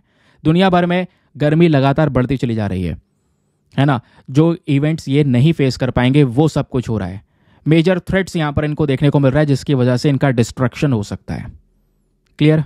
चलिए अगली खबर पर आते हैं। अगली एक और बहुत ही ज़्यादा इंपॉर्टेंट न्यूज़ बिजनेस स्टैंडर्ड का आर्टिकल है। यहाँ पे बात हो रही है जो हमारा वाइल्ड लाइफ बोर्ड है, इन्होंने 5 अलग रोड प्रोजेक्ट्स को अप्रूव किया है लद्दाख के अंदर में, जिसमें से एक प्रोजेक्ट लग रहा है दौलत बेग ओल्दी रूट के अंदर में। लेकिन प्रॉब्लम क्या है सुनिए, हमारा जो ये वाइल्ड लाइफ बोर्ड है, वाइल्ड लाइफ बोर्ड की बात कर रहा हूँ तो कोई स्टेट का नहीं है, national board for wild life की बात कर रहा हूँ। तो उन्होंने 5 इंपॉर्टेंट प्रोजेक्ट्स को अप्रूवल दे दिया और इन 5 प्रोजेक्ट में से, ध्यान से सुनना मेरी बात को, इन 5 प्रोजेक्ट्स में से जो 4 प्रोजेक्ट हैं दोस्तों वो गुजरेंगे काराकोरम वाइल्ड लाइफ सेंचुरी से। इस वजह से एग्जाम के लिए काराकोरम वाइल्ड लाइफ सेंचुरी बहुत ही ज़्यादा इंपॉर्टेंट है, जो कि ये डायरेक्ट क्वेश्चन बन सकता है क्योंकि ये एक बॉर्डर वाला रीजन भी है, समझ गए। तो हमारा जो लाइन ऑफ एक्चुअल कंट्रोल है भारत और स्पेशली यहाँ पर आप चाइना वाला रीजन देख पाएंगे, LAC की हम बात कर रहे हैं, तो वहीं पास में ही उसी के पास में काराकोरम वाइल्ड लाइफ सेंचुरी है। वहाँ से 4 रोड के प्रोजेक्ट निकलेंगे और बचा कुचा एक प्रोजेक्ट यहाँ पे दौलत बेग ओल्डी वाले रूट से निकलेगा। तो एग्जाम में दोस्तों आपसे क्वेश्चन बन सकता है कि बताओ भाई काराकोरम वाइल्ड लाइफ सेंचुरी हाल ही में चर्चाओं में था, ये क्या है, मतलब क्या नहीं कहाँ पर है ये बताओ। लोकेशन पूछ ली जाएगी। अब काराकोरम से नाम से पता चल रहा है दोस्तों ये कहाँ पर है, हमारे लद्दाख वाली यूनियन टेरिटरी में, ध्यान रखिएगा। पर्टिकुलरली अगर मैं आपको लोकेशन दिखाता हूँ तो ये हमारा मैप हो गया ऊपर जम्मू कश्मीर लद्दाख वाले रीजन का, यह है काराकोरम रेंज। नीचे यहाँ पर आप देख पाओगे यह है हेमिस नेशनल पार्क, इसी के जस्ट ऊपर हेमिस के ऊपर यहाँ पे आपको देखने को मिल जाएगा काराकोरम। बगल में यहाँ पर लाइन ऑफ एक्चुअल कंट्रोल भी है, इधर अक्साई चीन है जिसको चाइना ने कब्जा रखा है लीगल तरीके से, पता है ना। तो यहीं पर आपका ये काराकोरम वाइल्ड लाइफ सेंचुरी है। क्लियर? क्वेश्चन बनेगा कहाँ पर, तो आप बता देंगे कहाँ पर है। और ध्यान रखिए ये आपका काराकोरम वाइल्ड लाइफ सेंचुरी है, इसके नीचे है हेमिस नेशनल पार्क जिसको अभी हमने देखा, और इसके इधर ईस्टर्न साइड में देखने को मिल जाएगा देओसाई नेशनल पार्क। क्लियर? अब आते हैं आगे की बात सुनिए। अब दोस्तों यहाँ पर ये जो आपका काराकोरम वाइल्ड लाइफ सेंचुरी है ये जाना जाता है अपने सुंदर लैंडस्केप की वजह से। बर्फ़ से ढकी चोटियाँ, अलग अलग बर्फ़ से ढके पहाड़ यहाँ पे आपको देखने को मिलेंगे। यहाँ का जो एवरेज टेम्परेचर है, गर्मी में भी जो टेम्परेचर है वो 0 डिग्री सेल्सियस के आसपास होता है कई सारी जगहों में, और या फिर कई सारी जगहों में आपको 10 डिग्री सेल्सियस से कम देखने को मिलेगा, यानी अच्छी खासी ठंड होती है। और बहुत सुंदर सुंदर यहाँ पे पहाड़ों की चोटियाँ आपको नजर आएंगी। मेजर पीक जो आपको देखने को मिलेंगे इस वाइल्ड लाइफ सेंचुरी में, एक चोटी है सेल्टोरो कांगरी, दूसरा है सैसर कांगरी 1, देन है K12। इस तरीके से यहाँ पर अलग अलग पीक्स के नाम रखे गए हैं, तो थोड़ा बहुत इसके बारे में आइडिया होना चाहिए। अब बात आती है नदियों की, तो काराकोरम वाइल्ड लाइफ सेंचुरी से 2 इंपॉर्टेंट नदियाँ गुजरती हैं, 2 इंपॉर्टेंट मेजर वाटर सोर्स हैं, एक है श्योक नदी और दूसरी है नुब्रा नदी। ठीक है, नुब्रा वैली को लेकर भी यूपीएससी सवाल पूछ चुका है पहले। नाउ अब यहाँ पे काराकोरम वाइल्ड लाइफ सेंचुरी में जो भी पेड़ पौधे देखने को मिलते हैं, इसमें बहुत सारे पेड़ पौधे ऐसे हैं जो मेडिसिनल प्लांट्स हैं, जो स्पेशली एक दवा का काम करते हैं। ठंडा रीजन है, ग्लेशियर वेजिटेशन देखने को मिलेंगी, कई सारी ऐसी जानवरों और पेड़ पौधों की प्रजातियां हैं जो बहुत ही यूनिक हैं, जो कहीं बाकी जगह दूसरी जगह पे नहीं पाई जाती हैं। जब जानवरों की बात कर ही रहे हैं तो यहाँ पे साइबेरियन आइबेक्स हो गया, भरल यानी ब्लू शीप हो गया, उसके अलावा स्नो लेपर्ड, बैक्टीरियन कैमल, इस तरीके के कई सारे एनिमल्स की स्पीशीज यहाँ पे पाई जाती हैं, तो ध्यान रखिएगा। नाउ ध्यान रखने वाली बात तो केवल यही है कि काराकोरम वाइल्ड लाइफ सेंचुरी का लोकेशन कहाँ पर है, 2 इंपॉर्टेंट नदियाँ यहाँ से कौन सी गुजर रही हैं वो मैंने आपको बता दिया। चलिए अपनी अगली एक और बहुत ही ज़्यादा महत्वपूर्ण खबर पर आते हैं। देखिए ये जो आर्टिकल लिया है, वैसे तो हमारे द हिंदू और हिंदुस्तान टाइम्स दोनों में आपको ये मिल जाएगा, चेक कर सकते हैं, लेकिन मुझे एकदम ऑथेंटिक सोर्स मिला। सीधा मैं फूड एंड एग्रीकल्चर ऑर्गेनाइजेशन की जो वेबसाइट है यहाँ पे चला गया, तो इस वेबसाइट पे भी ये आर्टिकल पब्लिश हुआ है। यहाँ पे बोला जा रहा है एक इनिशिएटिव लाया गया है जिसका नाम है हैंड इन हैंड इनिशिएटिव। अब ध्यान से सुनना, मेरी एक बात को ध्यान से सुनो। यूपीएससी ने एक बार पूछा था सवाल कि बताओ कौन से 2 देशों के बीच में हैंड इन हैंड अभ्यास होता है। देखिए हैंड इन हैंड अभ्यास जो है, एक्सरसाइज जो है वो अलग चीज़ है। ये जो एक्सरसाइज है ये भारत और चाइना के बीच में होती है, सबको पता है। ये वाला हैंड इन हैंड इनिशिएटिव अलग है। ये initiative basically food and agriculture organization की साइट से लेकर आया गया है। इस इनिशिएटिव का मेन पर्पस है भुखमरी वगैरह खत्म करना, नए नए इन्वेस्टमेंट अप्रोचेस के ऊपर में काम करना। तो फूड एंड एग्रीकल्चर ऑर्गेनाइजेशन के जो डायरेक्टर जनरल हैं उन्होंने तीसरा इस प्रकार का जो मंच है वो हमारे सामने रखा है, जहाँ पे लगभग 29 कंट्रीज आपस में मिलकर पार्टिसिपेट करेंगी और डिस्कशन करेंगे कि कहाँ कहाँ पर भुखमरी है, कैसे उसको टैकल किया जा सकता है। समझ गए? इतनी बात आपको समझ में आ गया। अब एक बार थोड़ा विस्तार से जान लेते हैं कि सर ये hand in hand initiative exactly है क्या। इस इनिशिएटिव की शुरुआत दोस्तों 2019 में होती है। हमारा जो फूड एंड एग्रीकल्चर ऑर्गेनाइजेशन है उनका एक बहुत ही ज़्यादा इंपॉर्टेंट एंड फ्लैगशिप इनिशिएटिव है। इस पर्टिकुलर इनिशिएटिव में होता क्या है, हम अलग अलग देशों को प्रायोरिटाइज करते हैं।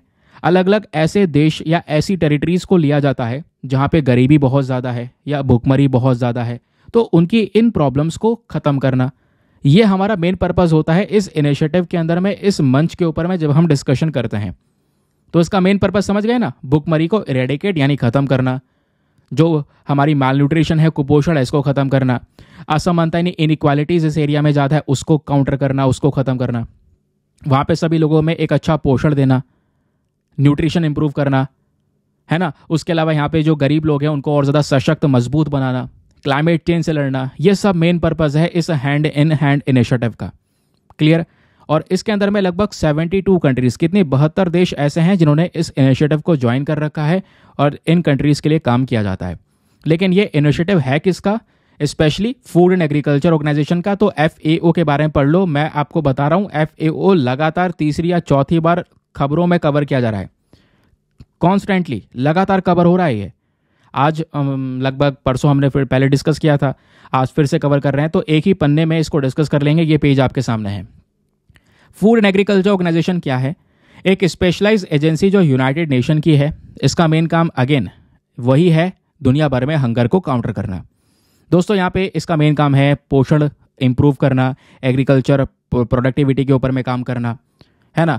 और फूड एंड एग्रीकल्चर ऑर्गेनाइजेशन में आज के समय पर टोटल 194 मेंबर कंट्रीज है। कितनी? 194 जो हैं इसके सदस्य हैं, प्लस यूरोपियन यूनियन, पूरा का पूरा ऑर्गेनाइजेशन भी इसमें आता है। इस ऑर्गेनाइजेशन का जो हेडक्वार्टर है वो इटली के अंदर रोम में प्रेजेंट है, तो ये भी ध्यान रखिए। तो क्वेश्चन बन सकता है यहाँ पे, वनडे एग्जामिनेशन में मेंबर्स पूछे जा सकते हैं, हेडक्वार्टर्स पूछा जा सकता है। तो बेसिक फैक्ट याद करके जाइएगा क्योंकि इंपॉर्टेंट है, लगातार खबरों में कवर किया जा रहा है।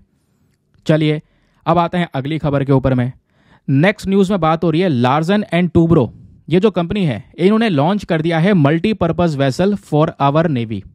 हमारी नेवी के लिए, हमारी नौसेना के लिए एक मल्टीपर्पज़ वेसल, वेसल मतलब इस तरीके का ये जहाज़ आपको देखने को मिलेगा। मल्टीपर्पज़ मतलब कई सारे प्रकार के काम ये जहाज़ कर सकता है।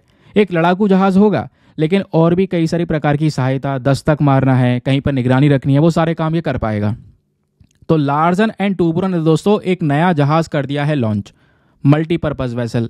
इसका नाम है क्या कुछ? हाँ बिल्कुल याद है, अभी हमने इंडेक्स में पढ़ा था। इसका नाम है INS सार्थक।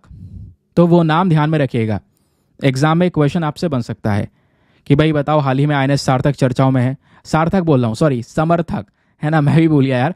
INS समर्थक, सार्थक नहीं है, समर्थक है। तो इस वेसल का नाम INS समर्थक है। फिर से बोल रहा हूँ, याद रखिएगा। तो अभी इसको तैयार कर लिया गया और तैयार करने के बाद में चर्चाओं में ये आ चुका है। और रिसेंटली लॉन्च कहाँ पे किया गया है? इसको लॉन्च किया है चेन्नई के पास में एक हमारा शिपयार्ड है जिसका नाम है कतुपली शिपयार्ड। अभी हम इस शिपयार्ड के बारे में भी बात करेंगे, तो डोंट वरी, हर एक एस्पेक्ट में आपको समझाता हुआ चलूंगा जो भी इंपॉर्टेंट है। तो न्यूज़ तो सर हमने यहाँ पे डिस्कस कर ली है, टाइम्स ऑफ इंडिया की एक रेलिवेंट खबर है। INS समर्थक क्या है, अब आइए विस्तार से बात करते हैं। क्वेश्चन यहीं से बनेगा, INS अस्त्रधारिणी याद है ना, UPSC ने सवाल पूछ लिया था। अब INS समर्थक दोस्तों अगर आप देखोगे तो हमारे इंडियन नेवी के लिए जो मल्टीपर्पज़ वेसल तैयार किए जा रहे हैं उनमें से एक यही वेसल है। और ये जो वेसल है इसको डिज़ाइन किसने किया है? इसका डिज़ाइन का काम, कंस्ट्रक्शन का काम, सारा काम लार्सन एंड टूब्रो कंपनी ने किया है। कहाँ पे हुआ है ये सब काम? हमारे चेन्नई का जो कतुपली यहाँ पे नाम का शिपयार्ड है, स्पेशली वहाँ पे ये सारा काम हुआ है। शिपयार्ड एक वही जगह होती है जहाँ पे जहाज़ वगैरह बनाए जाते हैं, खड़े किए जाते हैं। और ये सब हमने खुद से किया है, इस वजह से हम मेक इन इंडिया इनिशिएटिव को प्रमोट कर रहे हैं, आत्मनिर्भर भारत की तरफ यहाँ पर हम बढ़ रहे हैं। अब दोस्तों ये जो INS समर्थक तैयार किया गया है मल्टीपर्पज़ वेसल, ये काफ़ी ज़्यादा स्पेशल है। स्पेशल इसलिए है क्योंकि इसके रोल बहुत सारे हैं, मल्टी रोल काम कर सकता है। जैसे क्या काम कर सकता है? इसमें बहुत सारे हथियार लगाए गए हैं, तो लड़ाई में काफ़ी कामयाब होगा ये हमारे इंडियन नेवी के लिए। उसके साथ साथ हमारे समुद्र में दस्तक मारनी है, निगरानी रखनी है, पेट्रोलिंग करनी है है ना, कोई ह्यूमैनिटेरियन असिस्टेंस प्रोवाइड करवाना है, किसी देश को सपोर्ट प्रोवाइड करवाना है, समुद्र में जो प्रदूषण है उससे लड़ना है, ये सारा का सारा काम ये आईएनएस समर्थक कर सकेगा। ये जो हमने पूरा जहाज तैयार किया है, जिसका फोटो आप बगल में देख पाओगे, इस जहाज का लेंथ है 107 मीटर, चौड़ाई वगैरह ये सब कुछ है, ये सब मत ध्यान रखना। हाँ, वेसल की जो स्पीड जो है 15 नॉट्स के आसपास यहाँ पर इसकी स्पीड देखने को मिलेगी। नाउ अब यहाँ पे कुछ पॉइंट्स हैं दोस्तों याद रखने के लिए। जैसे मैंने आपको स्टार्टिंग बोला था, हम आईएनएस समर्थक के बारे में तो पढ़ेंगे, जो मैंने पढ़ा दिया। अब इस पर्टिकुलर वेसल को कहाँ पे लॉन्च किया गया? तमिलनाडु के अंदर में जो एक शिपयार्ड है जिसका नाम है कतुपल्ली शिपयार्ड, ये लार्सन एंड टूब्रो का ही शिपयार्ड है, यहाँ पे इसको लॉन्च किया गया। ये शिपयार्ड कहाँ पर है दोस्तों? एनोर नाम की जगह पे लोकेटेड है, जो कि स्पेशली चेन्नई से भी 45 किलोमीटर की दूरी पर है।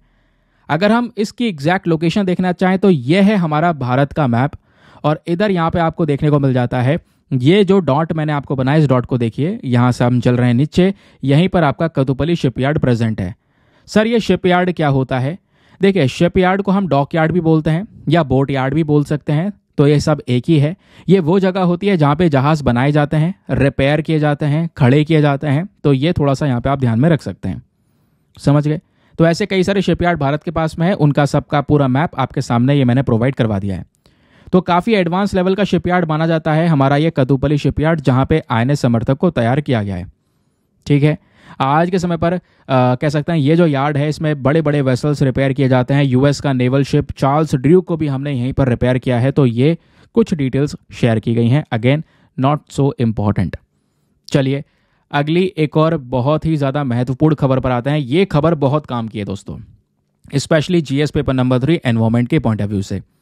तो यहाँ पे बात हो रही है, इंडिया आज के समय पर बहुत ज़्यादा बड़े लेवल पर एनर्जी डिमांड को फेस कर रहा है, और आने वाले 10 सालों में भी भारत में एनर्जी डिमांड यानी बिजली की जो डिमांड है वो बहुत ज़्यादा रहने वाली है। लेकिन वो बिजली की डिमांड जो ज़्यादा रहेगी उसे भारत कैसे काउंटर करेगा, ये हमारे पास में एक बड़ा चैलेंज होगा। ये बात खुद इंटरनेशनल एनर्जी एजेंसी की साइड से बताई गई है। तो दोस्तों, इंडिया जो कि एक फास्टेस्ट ग्रोइंग इकॉनमी है, एक ऐसा देश जिसकी अर्थव्यवस्था बहुत तेज़ी से ग्रो कर रही है, 7.8% की ग्रोथ हो रही है। हम टारगेट ये लेकर चल रहे हैं कि हम 2028 तक तीसरी सबसे बड़ी इकॉनमी बन जाएंगे पूरे देश में। आज हम 5वीं सबसे बड़ी इकॉनमी हैं, लेकिन सबसे बड़ी इकॉनमी बनने के लिए बहुत सारे प्रोडक्शन, बहुत सारे डेवलपमेंट्स करने होंगे, उसके लिए इलेक्ट्रिसिटी की डिमांड होती है।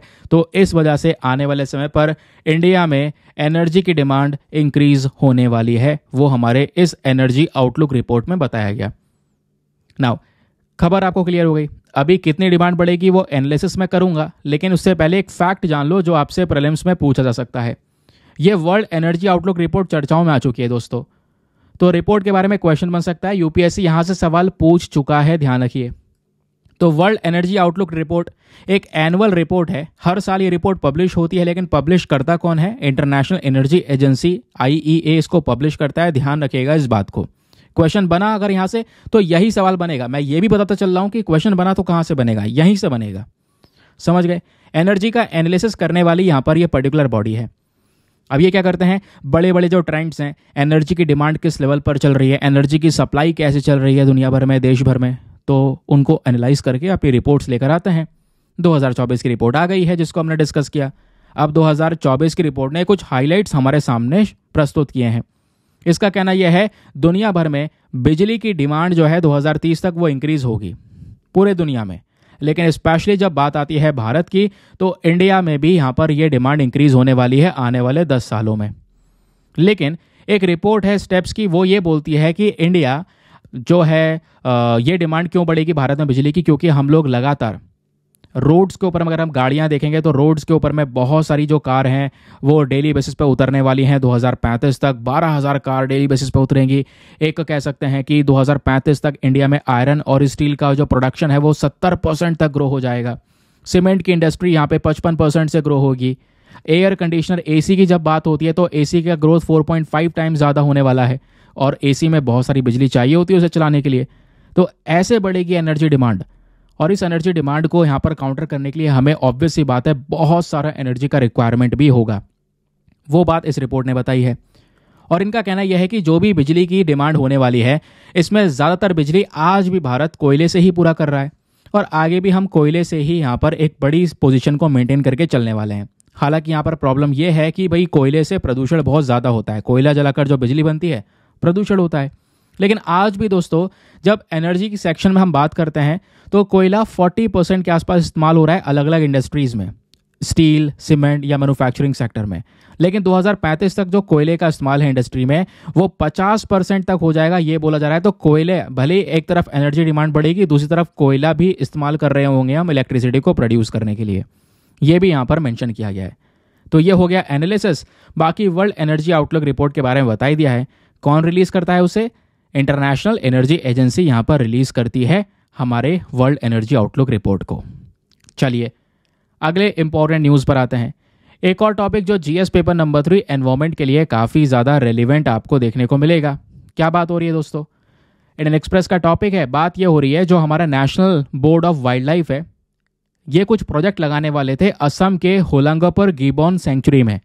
लेकिन होता यह है कि अभी के समय पर उस पर्टिकुलर प्रोजेक्ट को आगे के लिए रोक दिया गया है, पोस्टपोन कर दिया गया है। इस वजह से ये चर्चाओं में है। तो पहला क्वेश्चन अगर आपसे बन जाए कि बताओ होलांगापर गिबॉन सेंचुरी कहाँ पर है, तो वो असम में है। तो पहला सवाल तो ये बन सकता है। दूसरा क्वेश्चन जो बन सकता है दोस्तों वो हुलो गिबो के बारे में बन सकता है। कौन है हुलो गिबो? इस तरीके की जो एप की स्पीशीज जो बंदर की तरह है वो प्रजातियां यहाँ पर ये देखने को मिलती हैं, इसको बोलते हैं हुलो गिबो। तो हुलो गिबो के बारे में बेसिक फैक्ट्स दोस्तों ध्यान रखिए। जो गिबॉन है आज के समय पर ये काफ़ी तेज़ होते हैं और बहुत ही छोटे साइज़ की एप की स्पीशी है। एप जानते हैं आप, जो हमारी बंदरों वाली स्पीशीज़ हम उनकी बात कर रहे हैं। अब हुलो गिबो की जो प्रजाति है वो ज़्यादातर ट्रॉपिकल और सब ट्रॉपिकल फॉरेस्ट में पाई जाती है ना। उसके अलावा जब हुलो गिबो की प्रजाति के बारे में बात करते हैं तो इसकी बहुत सारी स्पीशीज़ देखने को मिलती हैं। एक स्पीशी मतलब पृथ्वी पे बहुत सारी स्पीशी हैं, एक स्पीशी इंडिया में भी है। लेकिन ये जो हुलो गिबो है ये आज के समय पर इंडिया, म्यांमार, बांग्लादेश और चाइना में पाया जाता है। ये इकलौता ऐसा एप है जो भारत के अंदर भी देखने को मिलता है। इंडिया में स्पेशली हुलो गिबो असम, मेघालय, अरुणाचल प्रदेश, नागालैंड, मणिपुर, मिजोरम, त्रिपुरा में देखने को मिलता है। ये सारे के सारे आपके नॉर्थ ईस्टर्न स्टेट्स हैं, यहीं पर पाया जाता है। और जैसे मैंने बोला कि असम के अंदर में एक सेंचुरी है जिसका नाम है होलांगापर गिबॉन सेंचुरी। इसी सेंचुरी में सबसे ज़्यादा पॉपुलेशन है हुलो गिबो की। लेकिन जब भी हम हुलो गिबो की बात करते हैं तो इनकी दो प्रजातियां डिवाइड कर दी गई हैं। एक ईस्टर्न हुलो गिबो है जो केवल अरुणाचल प्रदेश वाले रीजन में देखने को मिलेगा। दूसरा यहाँ पर वेस्टर्न हुलो गिबो है जो और बाकी सारे रीजन्स में पाया जाता है। तो ध्यान रखिएगा हुलो गिबो में भी दो स्पीशी हैं, ईस्टर्न और वेस्टर्न। और फीचर्स की बात करेंगे तो मेल और फीमेल दोनों स्पीशीज को देखोगे इन गिबों की तो साइज जो है सेम ही होता है। लेकिन फीमेल और मेल में पहचान यही है कि फीमेल वाली स्पीशी जो है इसके ऊपर जो फर आपको दिख रहे हैं वो ब्राउन कलर में है, लाइट कलर में है। लेकिन मेल स्पीशी में जो ऊपर के फर हैं वो डार्क कलर के हैं।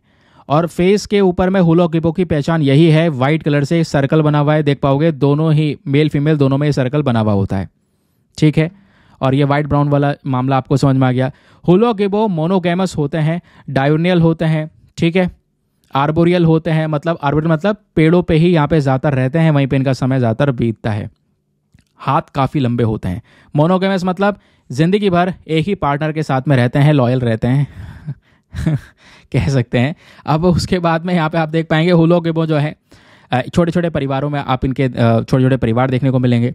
बाकी सारी जो हुलो गिबो की स्पीशी है उनके कंपैरिजन में ये बहुत ज़्यादा होशियार, इंटेलिजेंट होते हैं, है ना। एक शानदार पर्सनालिटी होती है इनकी। फैमिली बॉन्ड्स बहुत ही स्ट्रांग होते हैं, रीज़न मैंने पहले ही बता दिया है ना। चलिए लाइफ स्पैन की बात करेंगे तो लगभग 25 साल तक यहाँ पर ये जीवित रह सकते हैं। और conservation status very very important, क्योंकि मैंने आपको ये बताया कि हुलो गिबो की दो स्पीशी हैं, एक यहाँ पर ईस्टर्न है और दूसरी वेस्टर्न। तो जो ईस्टर्न हुलो गिबो है इसको वल्नरेबल कैटेगरी में कवर किया गया है, अगेन ये भी खतरे में है। वेस्टर्न हुलो गिबो थोड़ा ज़्यादा खतरे में है, इस वजह से इसको एंडेंजर्ड कैटेगरी में कवर किया गया है। और वाइल्ड लाइफ प्रोटेक्शन एक्ट के अंदर में दोनों के दोनों शेड्यूल 1 में कवर करे गए हैं। शेड्यूल 1 मतलब वो लिस्ट होती है जहाँ पे ये मेंशन किया है जिस भी जानवर को डाल दोगे आप उसका शिकार नहीं कर सकते, हंटिंग नहीं कर सकते। अगर शिकार करोगे तो उसके ऊपर यहाँ पर एक पेनल्टी चार्ज हो सकती है और ज़्यादा से ज़्यादा भयंकर पनिशमेंट यहाँ पे उस इंसान को दी जा सकती है। तो ये बात हो गई दोस्तों यहाँ पे हमारे हुलो गिबो के बारे में, ये ध्यान रखिएगा, बेसिक चीज़ क्लियर हो गया। चलिए एक और इम्पॉर्टेंट खबर आपके सामने द हिंदू की, जहाँ पे बात हो रही है general electrics LM2500 marine engine. ये इंजन तैयार किए जाएंगे और ये जो इंजन है ये हमारे नेवी के, ध्यान रखना अगेन, नौसेना के लिए 6 NGMV बनाए जा रहे हैं। क्या बनाए जा रहे हैं? NGMV, NGMV का मतलब है next generation missile vessel. Again vessel यानी वही जहाज बना रहे हैं, लड़ाकू जहाज। जो ये 6 NGMV बनाए जा रहे हैं, ये कहाँ पे बन रहे हैं? कोचिन शिपयार्ड बना रहा है, ध्यान रखिए। अब कोचिन शिपयार्ड की बात हो रही है, वही शिपयार्ड जैसे अभी हमने एक शिपयार्ड डिस्कस किया था, ये कोचिन शिपयार्ड है। अब ये केरला में है। अब यहीं पर क्या करे जाते हैं? जहाज़ वगैरह बनाए जाते हैं। तो हम लोग क्या कर रहे हैं कि 6 अलग अलग नेक्स्ट जनरेशन मिसाइल वेसल बना रहे हैं, और इस वेसल में ये वाला इंजन लगेगा जिसका फोटो आप देख पा रहे हो। नाम इसका LM-2500 है। तो ये इंजन लगाकर जहाज़ तैयार करके मार्च 2027 से ये जहाज़ हमारी नेवी को सौंपना शुरू कर दिया जाएगा। समझ गए? तो भारत नौसेना के लिए 6 अगली पीढ़ी के मिसाइल वेसल तैयार हो रहे हैं, जिसमें खतरनाक तरीके से यहाँ पर ये जो वेसल्स हैं वो लड़ने की क्षमता रख सकेंगे। बस इतना ही ध्यान रखना है और कुछ नहीं ध्यान रखना है। क्वेश्चन बन सकता है आपसे कि भाई LM-2500 नाम की चीज़ हाल ही में चर्चा में थी, ये क्या है? तो ये इंजन है जिसका हम यूज़ कर रहे हैं इस शिपयार्ड के अंदर में, सॉरी इन जहाज़ों के अंदर में जो नेवी के लिए रेडी हो रहे हैं। क्योंकि अभी आगे बहुत सारी खबरें कवर होंगी आने वाले समय पर, जब जब अपडेट आएगा पूरी खबर आएंगी तब वापस से डिस्कशन होगा। अभी के लिए इतना यहाँ पे आप ध्यान में रखिएगा। चलिए अब शुरुआत होता है यहाँ पर एक मेंस वाला पूरा का पूरा असली मामला। क्योंकि अभी हम लोगों ने जितने भी शॉर्ट न्यूज़ थे, और केवल द हिंदू में ही नहीं, जगह जगह सब जगह जो भी थे वो सब मैंने आपके समेट के एक जगह पे प्रोवाइड करवा दिया। तो कहने का मतलब है हर एक सोर्स को इधर से पढ़ूँ उधर से पढ़ूँ, MCQ का वीडियो यहाँ देखूँ, द हिंदू का ये देखूँ, इंडियन एक्सप्रेस का ये देखूँ, PIB का यहाँ से कवर कर लूँ। कुछ भी करने की आवश्यकता नहीं है। मैं मेहनत कर रहा हूँ और बस खाली आपने वीडियोज़ देखने हैं, और आपको भी यहाँ पर सपोर्ट करना होगा और आपको ये सब चीज़ें फॉलो करनी होगी। दोस्तों ये वीडियो अभी जब मैं रिकॉर्ड कर रहा हूँ तो कितनी देर का हो चुका है? एक सेकंड रुको। ये लगभग वीडियो दोस्तों यहाँ पर हो चुका है 56 मिनट का, और इस समय पर पता है टाइम क्या हो रहा है? टाइम हो रहा है 3:43। सुबह के हो रहे हैं। तो पूरा दिन मतलब पूरी रात निकल गई है कंटेंट प्रिपेयर करने में। रिकॉर्डिंग हो रही है, जगह जगह से यहाँ पर इन्फॉर्मेशन कलेक्ट करके सब एक जगह पर प्रोवाइड करवाई जा रही है। तो इसको ऑनेस्टी के साथ में फॉलो कीजिएगा। कहने का मतलब है मैं मेहनत कर रहा हूँ इधर अपनी साइड से पूरी कंप्लीट, कि आपको मॉर्निंग में जल्दी वीडियो मिले और हर एक चीज़ एक जगह पे मिल जाए। अब आगे का काम आपका भी होगा, आपको भी यहाँ पर मेहनत करनी है मेरे साथ में। ये सब चीज़ें जो मिल रही हैं अच्छे से पढ़िए, रिवीजन कीजिए। कल मैं आपको क्वेश्चन भी देने वाला हूँ, कल आपका टेस्ट भी लूँगा। बस काम यह है कि अच्छे से चीज़ों को सुनिएगा, पढ़िएगा। चलिए फिलहाल अब आते हैं अपने एडिटोरियल पर। अब दोस्तों यहाँ पे जैसे मैंने बोला 2-3 एडिटोरियल हैं आज के न्यूज़पेपर में जो कि हमारे काम के बहुत हैं। अब सबसे पहले ये एडिटोरियल है जिसको CP राजेंद्रन साहब ने लिखा है। ये बात करते हैं a perilous highway to the salvation in the Himalayas. Specially यहाँ पे आप देख पाओगे इन्होंने कॉन्टेक्स्ट भी लिख दिया कि भाई आज के समय पर जो 4 धाम हाईवे प्रोजेक्ट बनाया जा रहा है, ये हाईवे प्रोजेक्ट हमारे पहाड़ों पे बन रहा है उत्तराखंड में, और उन पहाड़ों पे स्थिति जो है वो बहुत ही ज़्यादा गंभीर है। आज के समय पर जगह जगह पे लैंडस्लाइड हो रही है। भूस्खलन की वजह से यहाँ पर क्या होता है, ऊपर से ज़मीन खिसक जाती है, रोड्स वगैरह बंद हो जाती हैं। अब रोड्स बंद हो जाती हैं, लैंडस्लाइड्स हो रही हैं, और आप प्रोजेक्ट लगा रहे हैं। आप क्या कर रहे हैं, अपने हाईवे को चौड़ा कर रहे हैं। फिर से लैंडस्लाइड होगी, बंद हो जाएंगे। आने वाले समय पर जहाँ पे ये पूरा प्रोजेक्ट लग रहा है उस पूरे जगह में बड़े ज़्यादा भयंकर, बड़े डरावने परिणाम निकल कर आएंगे, ऐसा यहाँ पे राइटर का कहना है। तो राइटर दोस्तों 4 धाम हाईवे प्रोजेक्ट के प्रॉपर तरीके से खिलाफ में है, उसी के अगेंस्ट में ये आर्टिकल लिखा है। फेवर में तो हमने बहुत डिस्कशन किया हुआ है, लेकिन दोनों तरीके आपको पता होना चाहिए। अब ये क्या क्या बताते हैं उनको सब चीज़ अच्छे से पढ़ना होगा, मैं आपको बताऊंगा। ठीक है, सोल्यूशन वगैरह सब दिया इन्होंने। तो पहले हम लोग बात करें 4 धाम की। तो कहोगे 4 धाम मतलब बद्रीनाथ और द्वारका, पुरी, रामेश्वरम, इन 4 धाम की बात कर रहे हैं? नहीं, 4 धाम दोस्तों 2 हैं, छोटा 4 धाम, बड़ा 4 धाम। एक 4 धाम यही है जो कि हमें आपको मतलब देश में 4 कोने पर नजर आएगा, बद्रीनाथ, द्वारका, द्वारकाधीश, और इधर पुरी जगन्नाथ टेम्पल, और इधर यहाँ पे रामेश्वरम टेम्पल। ये हमारे 4 धाम है। लेकिन जब बात आती है छोटा 4 धाम की, तो उसमें आपका आता है यमुनोत्री, गंगोत्री, बद्रीनाथ और साथ ही साथ में केदारनाथ। ये छोटा 4 धाम दोस्तों आपका उत्तराखंड में है। एक ही जगह में आसपास आपको ये देखने को मिलेंगे, अलग अलग पहाड़ों पे। और हो क्या रहा है कि अभी इन सब एरियाज को कनेक्ट करने के लिए रोड प्रोजेक्ट चलाया गया है। पहाड़ों पे पहले जाने का रास्ता है, लेकिन अब उन रोड को चौड़ा करने के लिए यहाँ पे फोकस किया जा रहा है कि हम उस रोड को डबल रेन रोड बनाएंगे। ठीक है, तो ध्यान रखिएगा, हम छोटा 4 धाम की बात कर रहे हैं तो यहाँ पे यमुनोत्री, गंगोत्री, केदारनाथ, बद्रीनाथ की बात हो रही है। इन सबको जोड़ा गया है और इन सबको जोड़ने के लिए रोड बन रही है। उसी प्रोजेक्ट का नाम दिया गया है चारधाम हाईवे प्रोजेक्ट। और इस प्रोजेक्ट में दोस्तों लग रहा है भरपूर मात्रा में पैसा। बताया जा रहा है, राइटर ने बोला है कि इस प्रोजेक्ट के अंदर में जो टोटल पैसा है 12,000 करोड़ रुपया खर्चा जा रहा है।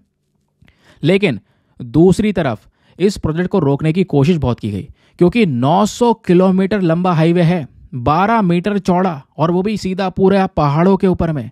इस हाईवे से क्या होगा, लोग वहां पे पहुंचेंगे तो इससे रिलीजियस टूरिज्म बढ़ेगा, सुविधाएं अच्छी होंगी तो लोग घूमने जाएंगे, सब मंदिर होकर आएंगे तो यहाँ पे टूरिज्म बढ़ेगा, टूरिज्म बढ़ेगा तो उस एरिया की इकॉनमी बढ़ेगी। लेकिन राइटर बोलते हैं इकॉनमी को छोड़ो, आने वाले समय पर बहुत ही ज़्यादा कैटास्ट्रॉफिक कॉन्सिक्वेंसेस नजर आएंगे। जो डेवलपमेंट्स आप कर रहे हो, आपके पास में रिपोर्ट्स क्लियरली बताती हैं कि यहाँ पे सूटेबल नहीं है इस तरीके के प्रोजेक्ट्स लगाना, जैसा जोशीमठ में हुआ। जोशीमठ का आपने वीडियोस वगैरह देखे होंगे, पिछले साल ही तो न्यूज़ में था जोशीमठ। ऐसे कुछ फोटोज आ रहे थे जोशीमठ में, जो घर वगैरह सब चटक चुके हैं। इधर भी यहाँ पर आप देख पाएंगे धंस रहा है जोशीमठ नीचे धीरे धीरे करके, क्योंकि वहाँ पे इतने सारे डेवलपमेंटल प्रोजेक्ट्स लगा दिए गए हैं, वो उस एरिया सूटेबल ही नहीं है उस चीज़ के लिए। और बहुत पहले यहाँ पर ये सब कुछ हो चुका है, रिपोर्ट्स पहले ही आई हुई थी कि जोशीमठ ऐसे रीजन में है जहाँ पे वो धंसेगा, इसको सब्सिस्टेंस बोलते हैं। तो वही सिनेरियोज आज भी यहाँ पर राइटर बोलते हैं कि हमें उन सब से सीखना चाहिए, तो हम नहीं सीख रहे हैं। हम यहाँ पे प्रोजेक्ट लगा रहे हैं। उत्तराखंड में बहुत सारी एनवायरमेंटल ऑर्गेनाइजेशन है जिन्होंने इसको अपोज किया। उन्होंने ये बोला चारधाम प्रोजेक्ट मत लगाइए, इसको अनसाइंटिफिक बोला गया, लेकिन उसके बावजूद भी इस प्रोजेक्ट पे काम चल रहा है, ये यहाँ पे राइटर ने बोला। इतना क्लियर हो गया दोस्तों। अब आगे की बात सुनिए।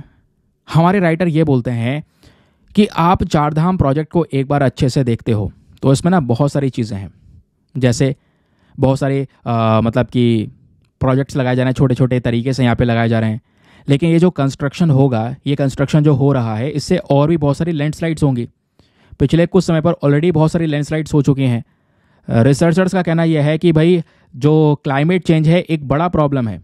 क्लाइमेट चेंज का अनुमान किसी तरीके से नहीं हो पा रहा, और अब की बार बारिश किसी को नहीं पता था ऐसी भयंकर होगी। अब की बार एक्सट्रीम रेनफॉल हुआ है, और उस एक्सट्रीम रेनफॉल की वजह से बड़ी बड़ी जगह पर लैंडस्लाइड्स नजर आ रही हैं, और उन लैंडस्लाइड्स की वजह से कई सारे लोगों की जान गई है, वो यहाँ पर राइटर बोलते हैं। तो इनका कहना यहाँ पर यह है कि जो लैंडस्लाइड्स हैं, फैटलिटीज़ हैं, ये क्लाइमेट चेंज का ही यहाँ पर कह सकते हैं कि वजह से हो रहा है। तो आज हम ये प्रोजेक्ट लगा रहे हैं।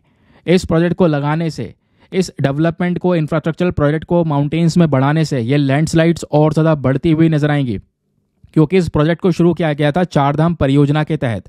लेकिन ये प्रोजेक्ट कहीं ना कहीं एनवायरमेंटल नियम को वायलेट कर रहा है।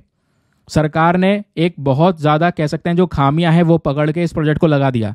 अगर ये प्रोजेक्ट कंप्लीटली एक साथ लगता, कि पता होता कि हम इतने बड़े लेवल पर लगा रहे हैं, तो कोर्ट ऑलरेडी रोक देता कि भाई एनवायरमेंट में नुकसान पहुंचेगा।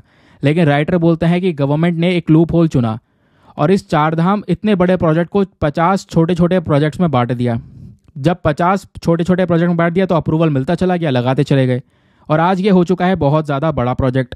और यहाँ पे रोड्स को कर दिया गया है बहुत ज़्यादा चौड़ा, जिसकी वजह से इम्पैक्ट पड़ेगा इस पूरे के पूरे रीजन में, क्योंकि ये सिस्टम ऐसा है जो कि पूरा का पूरा फ्रेगाइल है, अस्थिर है, प्रॉब्लम्स क्रिएट होंगी, लोगों की जान जा सकती है आने वाले समय पर। अब प्रॉब्लम यहाँ पर यह है कि ये जो प्रोजेक्ट है एक टूरिज्म प्रोजेक्ट की तरह शुरू हुआ, सुप्रीम कोर्ट में केस भी गया, सुप्रीम कोर्ट में भी यहाँ पर जब देखने को मिला तो क्या हुआ, सुप्रीम कोर्ट में ये बोला सरकार ने कि जो चारधाम प्रोजेक्ट हम लगा रहे हैं ये हमारे नेशनल सिक्योरिटी के लिए लगा रहे हैं, देश की सुरक्षा के लिए। अब आप कहोगे देश की सुरक्षा, ऐसा क्यों? क्योंकि यहाँ पर जितने भी पहाड़ी रीजन्स आपको देखने को मिलेंगे, है ना, क्योंकि ये जो रीजन है दोस्तों उत्तराखंड का, ऊपर बद्रीनाथ आप देख पा रहे होगे, बॉर्डर के पास में आता है। तो यहाँ पे हम क्या कर सकते हैं, अगर सड़कें चौड़ी होंगी तो हमारे जवान सही तरीके से ऊपर पहुँच पाएंगे, आराम से पहुँच पाएंगे। तो नेशनल सिक्योरिटी की भी बात आती है, ऐसा कहना है। तो राइटर बोलते हैं भाई आपने सुप्रीम कोर्ट में ये बोल दिया कि रोड बना रहे हैं अपने जवानों को ऊपर ले जाने के लिए, लेकिन क्या आप उनको एयरलिफ्ट नहीं कर सकते? आपके पास में इतने सारे एयरक्राफ्ट, आप सीधा यहाँ पर उनमें बैठा के सीधा पहुंचा सकते हैं वहां से जब भी इमरजेंसी होगी। तो कोर्ट को भी इस तरीके से फंसा दिया गया कि सुप्रीम कोर्ट की साइड से सारे के सारे जो अप्रूवल है वो मिल गए। राइटर का कहना है जो ये कोर्ट है, स्टार्टिंग में यहाँ पर उन्होंने थोड़ा सा मतलब रोका था इस प्रोजेक्ट को, बट जब सब कुछ आया, नेशनल सिक्योरिटी की बात आई, तो यहाँ पर इसको अप्रूवल मिल चुका और आज ये लगाया जा रहा है। अब राइटर बोलते हैं कि भाई इसका कोई भी साइंटिफिक असेसमेंट नहीं है, यानी ये चिंता का विषय है कि इतने सारे बड़े बड़े जो प्रोजेक्ट्स आज के समय पर लग रहे हैं इसके पीछे कोई अप्रूवल ही नहीं मिला। भाई एक होता है असेसमेंट करना, एक बार चेक कर लेना कि अगर इस एरिया में हमने ये प्रोजेक्ट लगा दिया तो इससे असर क्या पड़ेगा, भविष्य में इसका इम्पैक्ट क्या पड़ेगा, वो हम असेसमेंट कहते हैं, इवैल्यूएशन कहते हैं। बट कोई भी वैल्यूएशन यहाँ पे नहीं किया गया, कुछ भी चीज़ें कहीं से कहीं तक नहीं छुई गई, कोई रोक टोक नहीं हुई, बस खाली यहाँ पर एनवायरमेंटल ऑर्गेनाइजेशन इसको रोकने की बातचीत करते रह गए, लेकिन बाकी कुछ काम नहीं हो पाया। धीरे धीरे करके राइटर बोलते हैं पिछले 4 सालों में लगभग 160 लोगों की जान गई है। कितने? 160 लोगों की जान गई है केवल और केवल लैंडस्लाइड की वजह से। ऊपर से पहाड़ खिसक गया, नीचे रोड पर आ गया, या रोड पे कोई था वो दब गया उसके नीचे, इस तरीके की इंसिडेंट की वजह से लोगों की जान गई। और ये जो रिपोर्ट है ना नंबर्स का, ये एनसीआरबी ने खुद बताया है कि हाँ भाई इतने लोगों की जान गई है। तो ये पूरा का पूरा रीजन दोस्तों डिस्टेबलाइज हो चुका है। रीजन बताया जा रहा है, यहाँ पे लंबे समय से मैसिव कंस्ट्रक्शन किया जा रहा है, लगातार इतने सारे जो प्रोजेक्ट्स है वो लगाए जा रहे हैं, जिसकी वजह से ये स्थिति हो गई है। हाल ही में कुछ रिपोर्ट आती है तुंगनाथ मंदिर से। तुंगनाथ मंदिर दोस्तों रुद्रप्रयाग डिस्ट्रिक्ट में है। यहाँ पर भी वही सब्सिडेंस का जो सब्सिडेंस है स्पेशली वो वाला इशू आया है, यानी कि वहाँ का फाउंडेशन नींव कमज़ोर हो चुकी है, चटक रही है, धंस रही है ज़मीन में वो नींव, ये यहाँ पे बोला जा रहा है। फिर राइटर बोलते हैं सबसे बड़ा इशू है लोकल डिस्ट्रेस का। देखिए जनगणना जो है 2011 की, उसके हिसाब से उत्तराखंड के जो 16,000 से भी ज़्यादा गांव हैं, उनमें से 1,000 गांव ऐसे हैं जहां पे कोई भी नहीं रहता, और कुछ पॉपुलेशन वहां से निकल के जा चुकी है, जैसे जोशीमठ वगैरह खाली करवाया जा रहा है क्योंकि वो धंस रहे हैं रीजन। और ऐसे पहले भी हो चुका है, कई रीजन्स में यहाँ पर लोग नहीं थे और कई रीजन्स खाली थे। तो उन खाली जगहों में क्या हुआ, जो प्राइवेट कंपनी से दोस्तों वो धीरे धीरे करके आने लगी, और उन प्राइवेट कंपनीज ने टूरिज्म को बढ़ावा दे दिया, यानी वो होटल्स ये सब चीज़ें का फैसिलिटीज़ प्रोवाइड करवाने लगी। इससे बाहर की जो जनसंख्या है वहाँ पे और ज़्यादा लोग जाने लगे टूरिज्म के पर्सपेक्टिव से। अब आप सोच रहे हो कि ये बेटर है, लेकिन दोस्तों यहाँ पर उतने सारे लोगों को झेलने के लिए या उतने सारे लोगों को कह सकते हैं कि सेटल करने के लिए कैपेबिलिटी उस रीजन में होनी चाहिए। अब लोग जाएंगे और ज़्यादा नुकसान पहुँचाएंगे और ज़्यादा पोल्यूशन फैलाएंगे, वो सब कुछ यहाँ पे होने वाला है। तो यही हो रहा है। अब ज़्यादा अच्छा रिटर्न मिल नहीं रहा है तो लोगों ने अपनी खेती वाली ज़मीन भी बेच के प्राइवेट कंपनी, प्राइवेट एंटरप्रेन्योर्स को यहाँ पर दे दिया है। तो ये यहाँ पे बोला गया कि आज के समय पर इकॉनमी जो इनकी चल रही है टूरिज्म की वजह से, ज़्यादा इकॉनमी चल रही है उत्तराखंड की, टूरिज्म के ऊपर काफ़ी बड़ा डिपेंडेंस इनका है। लेकिन प्रॉब्लम यही है कि पिछले कुछ सालों में इतनी बारिश नहीं हुई जितनी बारिश अब की बार हुई, और हैवी रेनफॉल की वजह से बहुत सारी लैंडस्लाइड्स नज़र आई हैं, ऊपर से पहाड़ खिसक गए हैं। और इन्हीं एक्सट्रीम वेदर्स को हमें फोरकास्ट करना होगा, इनके बारे में पता लगाना बहुत ही ज़्यादा ज़रूरी है। और अगर हम पता नहीं लगाएंगे तो प्रॉब्लम्स यहाँ पे बहुत ज़्यादा हमारे सामने नज़र आएंगी, ऐसा राइटर का कहना है। राइटर बोलते हैं कि हम जगह जगह पर एनवायरमेंट क्लाइमेट चेंज की बात करते हैं, कॉन्फ्रेंस ऑफ पार्टी की COP की मीटिंग्स हुई हैं, उनको अटेंड किया गया है, लेकिन उन मीटिंग में इंडिया बात करता है कि भाई यहाँ पे पोल्यूशन को काउंटर किया जाए, अच्छे इंफ्रास्ट्रक्चर पे काम किया जाए, लेकिन कहीं ना कहीं इंडिया का जो ये प्रोजेक्ट है ये इंडिया के डबल स्टैंडर्ड दिखाएगा। फिर हमें इसके ऊपर काम करने की आवश्यकता है। हमारी राज्य सरकार, केंद्र सरकार, दोनों को जो मैसिव कंस्ट्रक्शन प्रोग्राम चल रहे हैं स्पेशली पहाड़ी इलाके में, जो पहाड़ी इलाके बहुत ही सेंसिटिव रीजन्स हैं, वहाँ पे रोकना होगा, ये इनका कहना है। आई होप आपको बढ़िया तरीके से क्लैरिटी मिली है। पूरे नोट्स आपको मैं प्रोवाइड करवा दूंगा, चाहो तो आप एडिटोरियल रीड भी कर सकते हैं अपने न्यूज़पेपर में, बट सब कुछ डिटेल्स मैंने यहाँ पर दे दी हैं, लाइन टू लाइन मैंने आपको पढ़ा दिया है। लेकिन समय अब यह है कि अब आपको इसके बारे में बताना है, इसके बारे में एक आंसर अच्छा सा लिखना है। आंसर कैसे लिख सकेंगे वो भी आपको बताऊंगा, लेकिन क्वेश्चन कैसे बनेगा वो सुनिए। प्रश्न आपके सामने है, डिस्कस द एनवायरमेंटल इम्प्लीकेशन। जो यहाँ पर एनवायरमेंटल इम्प्लीकेशन है, बड़े बड़े प्रोजेक्ट्स लगाए जा रहे हैं इकोलॉजिकल सेंसिटिव एरिया हिमालयाज वाले रीजन में, उसका इम्प्लीकेशंस क्या है, उसका असर क्या है एनवायरमेंट के ऊपर में। और ये बताते बताते आपने 4 धाम हाईवे प्रोजेक्ट को एज अ केस स्टडी के तौर पे यूज़ करके समझाना है। उसके बाद उत्तर देना है 250 शब्दों में, 15 मार्क्स का क्वेश्चन है। एक बार हिंदी में रीड कर देता हूँ ताकि हिंदी माध्यम वाले एस्पिरेंट भी अच्छे से पढ़कर एक बढ़िया सा आंसर लिख सकें। तो क्वेश्चन यहाँ पर यह है, हिमालय जैसे पारिस्थितिक रूप में संवेदनशील क्षेत्रों में बड़ी बुनियादी ढांचा परियोजनाओं के पर्यावरणीय निहितार्थों पर चर्चा करें। 4 धाम हाईवे प्रोजेक्ट की केस स्टडी के तौर पर इसको इस्तेमाल करके यहाँ पे समझाएं जो भी आपसे पूछा गया है कि भाई कैसे इंफ्रास्ट्रक्चर प्रोजेक्ट हिमालय वाले रीजन के लिए घातक हो सकते हैं। अब 250 शब्दों में लिखना है, 15 मार्क्स का क्वेश्चन है। अटेम्प्ट कैसे करना है दोस्तों, मैं आपको कुछ टिप्स दे रहा हूं, इसको यहाँ पे सुनिएगा। इस आंसर को लिखते वक्त सबसे पहले आपको इंट्रोडक्शन देना होगा। ब्रीफली आपने इंट्रोड्यूस करना होगा चारधाम हाईवे प्रोजेक्ट को, उसके उद्देश्य बताने होंगे। फिर आपने इस हिमालय का इंपॉर्टेंस बताना होगा कि भाई इकोलॉजिकली कितना ज़्यादा इंपॉर्टेंट रीजन है। फिर आपने एनवायरमेंटल इम्प्लीकेशन बताने होंगे कि कैसे कंस्ट्रक्शन एक बुरा असर डाल रहा है। उसके अलावा वहाँ पे कैसे सॉइल इरोजन हो रहा है, लैंडस्लाइड्स को बढ़ावा मिल रहा है, वाटर रिसोर्स मैनेजमेंट को लेकर कितना ज़्यादा बड़ा दिक्कत हो रहा है, पोल्यूशन हो रहा है, बायोडाइवर्सिटी लॉस हो रही है, बहुत सारे जानवर वगैरह यहाँ पर ख़त्म हो रहे हैं।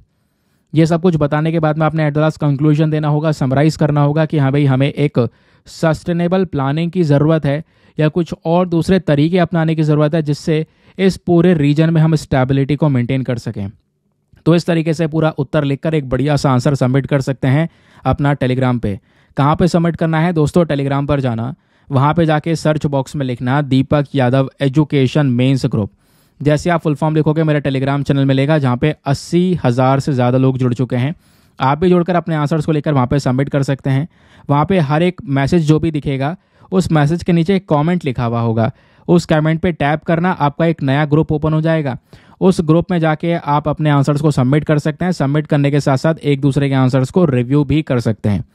ठीक है, चलिए फिर आते हैं अगले एडिटोरियल की तरफ। नेक्स्ट एडिटोरियल जो है यह है मोहम्मद रफीउद्दीन और विश्वास चेतल, इन दोनों ने मिलकर इस एडिटोरियल को लिखा है। इस एडिटोरियल में बात हो रही है forecasting better in India, come rain और शाइन करके यहाँ पे डिस्कशन हुआ है। स्पेशली मिशन मौसम के बारे में बात हो रही है कि भाई आज के समय पर हम अपने मौसम को, अपने वेदर को सही तरीके से प्रेडिक्ट नहीं कर पा रहे हैं, उसका पता नहीं लगा पाते हैं। तो इसी पूरे मौसम का अच्छे तरीके से प्रेडिक्शन करने के लिए हमें मिशन मौसम की ज़रूरत है और ये मिशन मौसम भारत सरकार लेकर आ गई। और यहाँ पे आज के समय पर दोस्तों सरकार का 2000 करोड़ रुपए का ये पूरा मिशन है। इस मिशन के तहत हम क्या करेंगे, मौसम की अच्छी जानकारी प्रोवाइड करवाएंगे सभी जगह पे। ठीक है, मौसम को लेकर सटीक जानकारी आप सभी को यहाँ पर मिलेगी, ऐसा यहाँ पे बोला जा रहा है। तो अभी के समय पर इंडिया में इस साल का मॉनसून सीजन ऐसा था जिसको किसी को अनुमान नहीं था, ये सही बात है। ऐसी ऐसी जगह पर पानी भर गया था अब की बार जहाँ पे कभी पानी भरा ही नहीं है पहले। इतनी ज़्यादा बारिश हुई कुछ कुछ हिस्सों में। 2021 की स्टडी यहाँ पर ये बोलती है कि भाई council on energy environment and water यानी क्यू की जो रिपोर्ट है, इन्होंने यहाँ पर मेंशन किया है कि 40% डिस्ट्रिक्ट्स भारत के अंदर में ऐसे हैं जो कि लगातार क्लाइमेट हैजर्ड्स को फेस करते हैं। ठीक है, या एक्सपीरियंस करते हैं। यानी कि कभी बहुत ज़्यादा बाढ़ आ जाती है तो उस बाढ़ की वजह से वहाँ पे प्रॉब्लम्स आती है, कभी बहुत ज़्यादा सूखा पड़ जाता है उस एरिया में, तो ऐसी प्रॉब्लम्स आती रहती हैं। लेकिन इस बार जो बारिश हुई है वो पिछले दशकों में हमने ऐसी कोई बारिश नहीं देखी। एक्सट्रीम वेदर यहाँ पे नज़र आया लेकिन हम अनुमान नहीं लगा पाए। और ये जितने भी पहले के स्टेटमेंट थे या जो भी अनुमान था वो सब गलत था। आपने देखा होगा मैपिंग सही से अपडेट नहीं हो पा रही थी। तो इसी में सुधार करने के लिए मिशन मौसम करके नया इनिशिएटिव शुरू किया गया है। अभी मैं आपको बताऊंगा मिशन मौसम है क्या, ठीक है, उसको भी डिटेल से समझेंगे। तो जब हम लोग बात करते हैं मिशन मौसम की, तो यहाँ पर मेन पर्पज़ इसका यही है। देखिए, यूनियन कैबिनेट का ये पूरा प्रोजेक्ट है जिसमें सरकार 2000 करोड़ रुपए खर्च कर रही है। एक ऐसा प्लेटफॉर्म आपको प्रोवाइड करवाएगी जहाँ पे वेदर इवेंट्स जितने भी होंगे उस वेदर इवेंट की सभी जानकारी मिलेगी। तो अभी सितंबर 2024 में ही यहाँ पर मिशन मौसम को अप्रूवल मिल चुका था। ये क्या है, ये इंडिया का वेदर ऑब्जर्वेशन नेटवर्क होने वाला है। एक ऐसा नेटवर्क जो भारत के मौसम को स्पेशली ऑब्जर्व करता रहेगा, उसको इन्वेस्टिगेट करेगा। इस मिशन के अंदर में 3 अलग अलग इंस्टीट्यूट्स का एक इम्पॉर्टेंट रोल देखने को मिलेगा क्योंकि उन्हीं 3 इंस्टीट्यूट ने मिलकर इस पूरे मिशन को बनाया है। तो ये भी बात आपने ध्यान में रखनी होगी दोस्तों। और वो जो 3 इंस्टीट्यूट हैं उनका नाम क्या क्या है, एक है इंडियन मेट्रोलॉजिकल डिपार्टमेंट, दूसरा है Indian institute of tropical meteorology और तीसरा है national centre for medium range weather forecasting. तो ये तीनों के तीनों इंस्टीट्यूशंस हमारे मिनिस्ट्री ऑफ अर्थ साइंस का हिस्सा हैं और इन्हीं के माध्यम से यहाँ पर मिशन मौसम इम्प्लीमेंट होगा। तो ये जो नेटवर्क हम क्रिएट करेंगे इसका मेन फोकस क्या होने वाला है, हमारे देश के अंदर में जो वेदर है, जो मौसम है, उसकी एक्यूरेसी, सटीक तरीके से डेटा लेकर आना, उसमें रडार, सैटेलाइट्स, इन सब से दोस्तों हम डेटा इकट्ठा करने वाले हैं। एक्सट्रीम वेदर अगर कुछ आने वाला है तो उसकी जानकारी पहले से लोगों को दे देना ताकि लोगों को बचाया जा सके। कहीं पर साइक्लोन आने वाला है, बाढ़ आने वाली है, भीषण बारिश होने वाली है, तो सभी जानकारी पहले से ही प्रोवाइड करवाना, ये हमारा मेन पर्पज़ होने वाला है मिशन मौसम के अंदर में। समझ गए इस बात को। अब आगे की बात सुनिए दोस्तों, यहाँ पे राइटर बोलते हैं कि भाई इसी मिशन मौसम के अंदर में कुछ चीज़ों के ऊपर में एक्स्ट्रा फोकस करने की ज़रूरत है। और क्या ज़रूरत है? सबसे पहला फोकस हमें करना होगा अपने किस चीज़ के ऊपर में, रडार के ऊपर में। देखो राइटर ये बोलते हैं कि पहला कदम ये उठाइए, सरकार से यहाँ पर कह सकते हैं एक चीज़ ये मेंशन कर रहे हैं कि हमें वेदर ऑब्जर्वेशन रडार्स लगाने होंगे। आजकल जगह जगह पे आपको पता होगा डॉपलर वेदर रडार लगाए जाते हैं, कुछ इस तरीके के रडार होते हैं। ये रडार रेडियो वेव छोड़ते हैं, रेडियो वेव से यहाँ पर कह सकते हैं जो रेन ड्रॉप वगैरह है उससे जो रेडियो वेव से वो वापस आती हैं, तो पता चल जाता है भाई कितनी देर में बारिश आएगी। तो कुछ घंटे पहले यहाँ पर डिटेल्स प्रोवाइड करवा दी जाती हैं इस डॉपलर रडार से। तो ऐसे रडार जगह जगह पे लगाए जाते हैं, जहाँ पे लगाया जाएगा वहाँ की बारिश की सभी इन्फॉर्मेशन हमारे सामने आ जाएगी। तो दोस्तों यहाँ पे भारत के अंदर में टोटल 39 डॉपलर रडार्स हैं। ध्यान रखना कितने, 39 डॉपलर रडार्स टोटल भारत में प्रेजेंट हैं, ठीक है। और यहाँ पे प्रॉब्लम यह है कि आज ये डॉपलर रडार किसी रीजन में तो हैं लेकिन किसी रीजन में नहीं है। बोला यह जा रहा है कि इनमें से 9 रडार ऐसे हैं जो हिमालयन स्टेट्स में लोकेटेड हैं, उसके अलावा 8 रडार ऐसे हैं जो ईस्टर्न कोस्ट में हैं, और 17 रडार ऐसे हैं जो अलग अलग भारत के शहरों में हैं। लेकिन कुछ स्टडीज़ ने यह बोला है कि जो साइक्लोन्स हैं, हमारी जो चक्रवात हैं, वो लगातार अरेबियन सी में इंटेंस होते चले जा रहे हैं। अरेबियन सी में लगातार हमें चक्रवात दिखाई पड़ रहे हैं। अब ये अरेबियन सी कहाँ पर है, पहले मैं आपको मैप में दिखा देता हूँ। ये हमारा इंडिया हो गया, और इधर आपको यहाँ पर देखने को मिलेगा ये रहा अरेबियन सी और ये रहा बे ऑफ बंगाल। तो अरेबियन सी में सर बहुत सारे जो चक्रवात हैं, साइक्लोन्स हैं, वो बढ़ रहे हैं, ऐसा इन्फॉर्मेशन हमारे पास में आया। लेकिन पता है ये जो हमारा वेस्ट कोस्ट वाला रीजन है, यहाँ पे कितने रडार हैं जो बारिश का पता लगाते हैं? यहाँ पर रडार बहुत कम है, बताया जाता है केवल 5 रडार हैं। और केवल 5 रडार आपके गुजरात वाला भाग हो गया, कर्नाटका, राजस्थान, इनको कवर कर रहे हैं।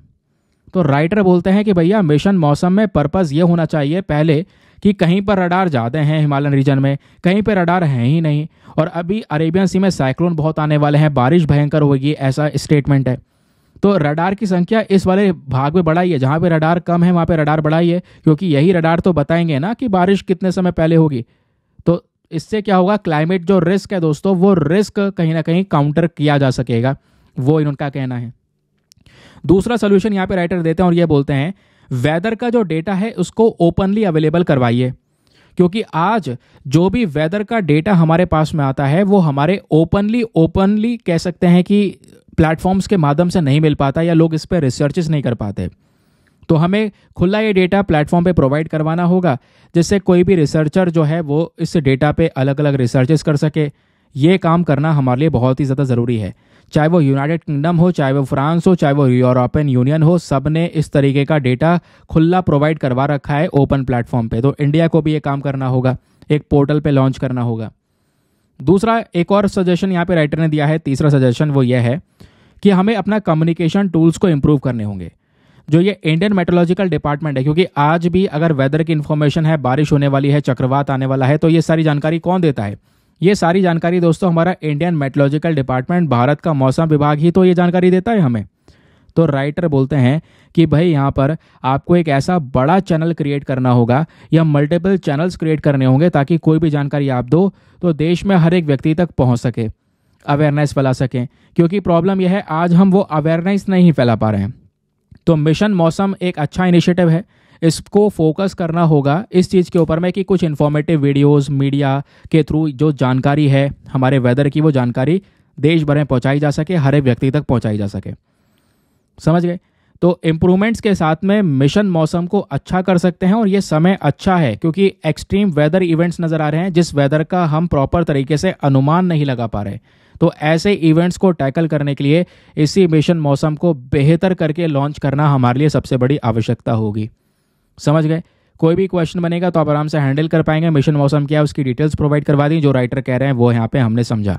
नाउ फाइनली अब आते हैं आज के मेंस के क्वेश्चन के ऊपर, क्योंकि एक और एडिटोरियल किया है हमने समाप्त।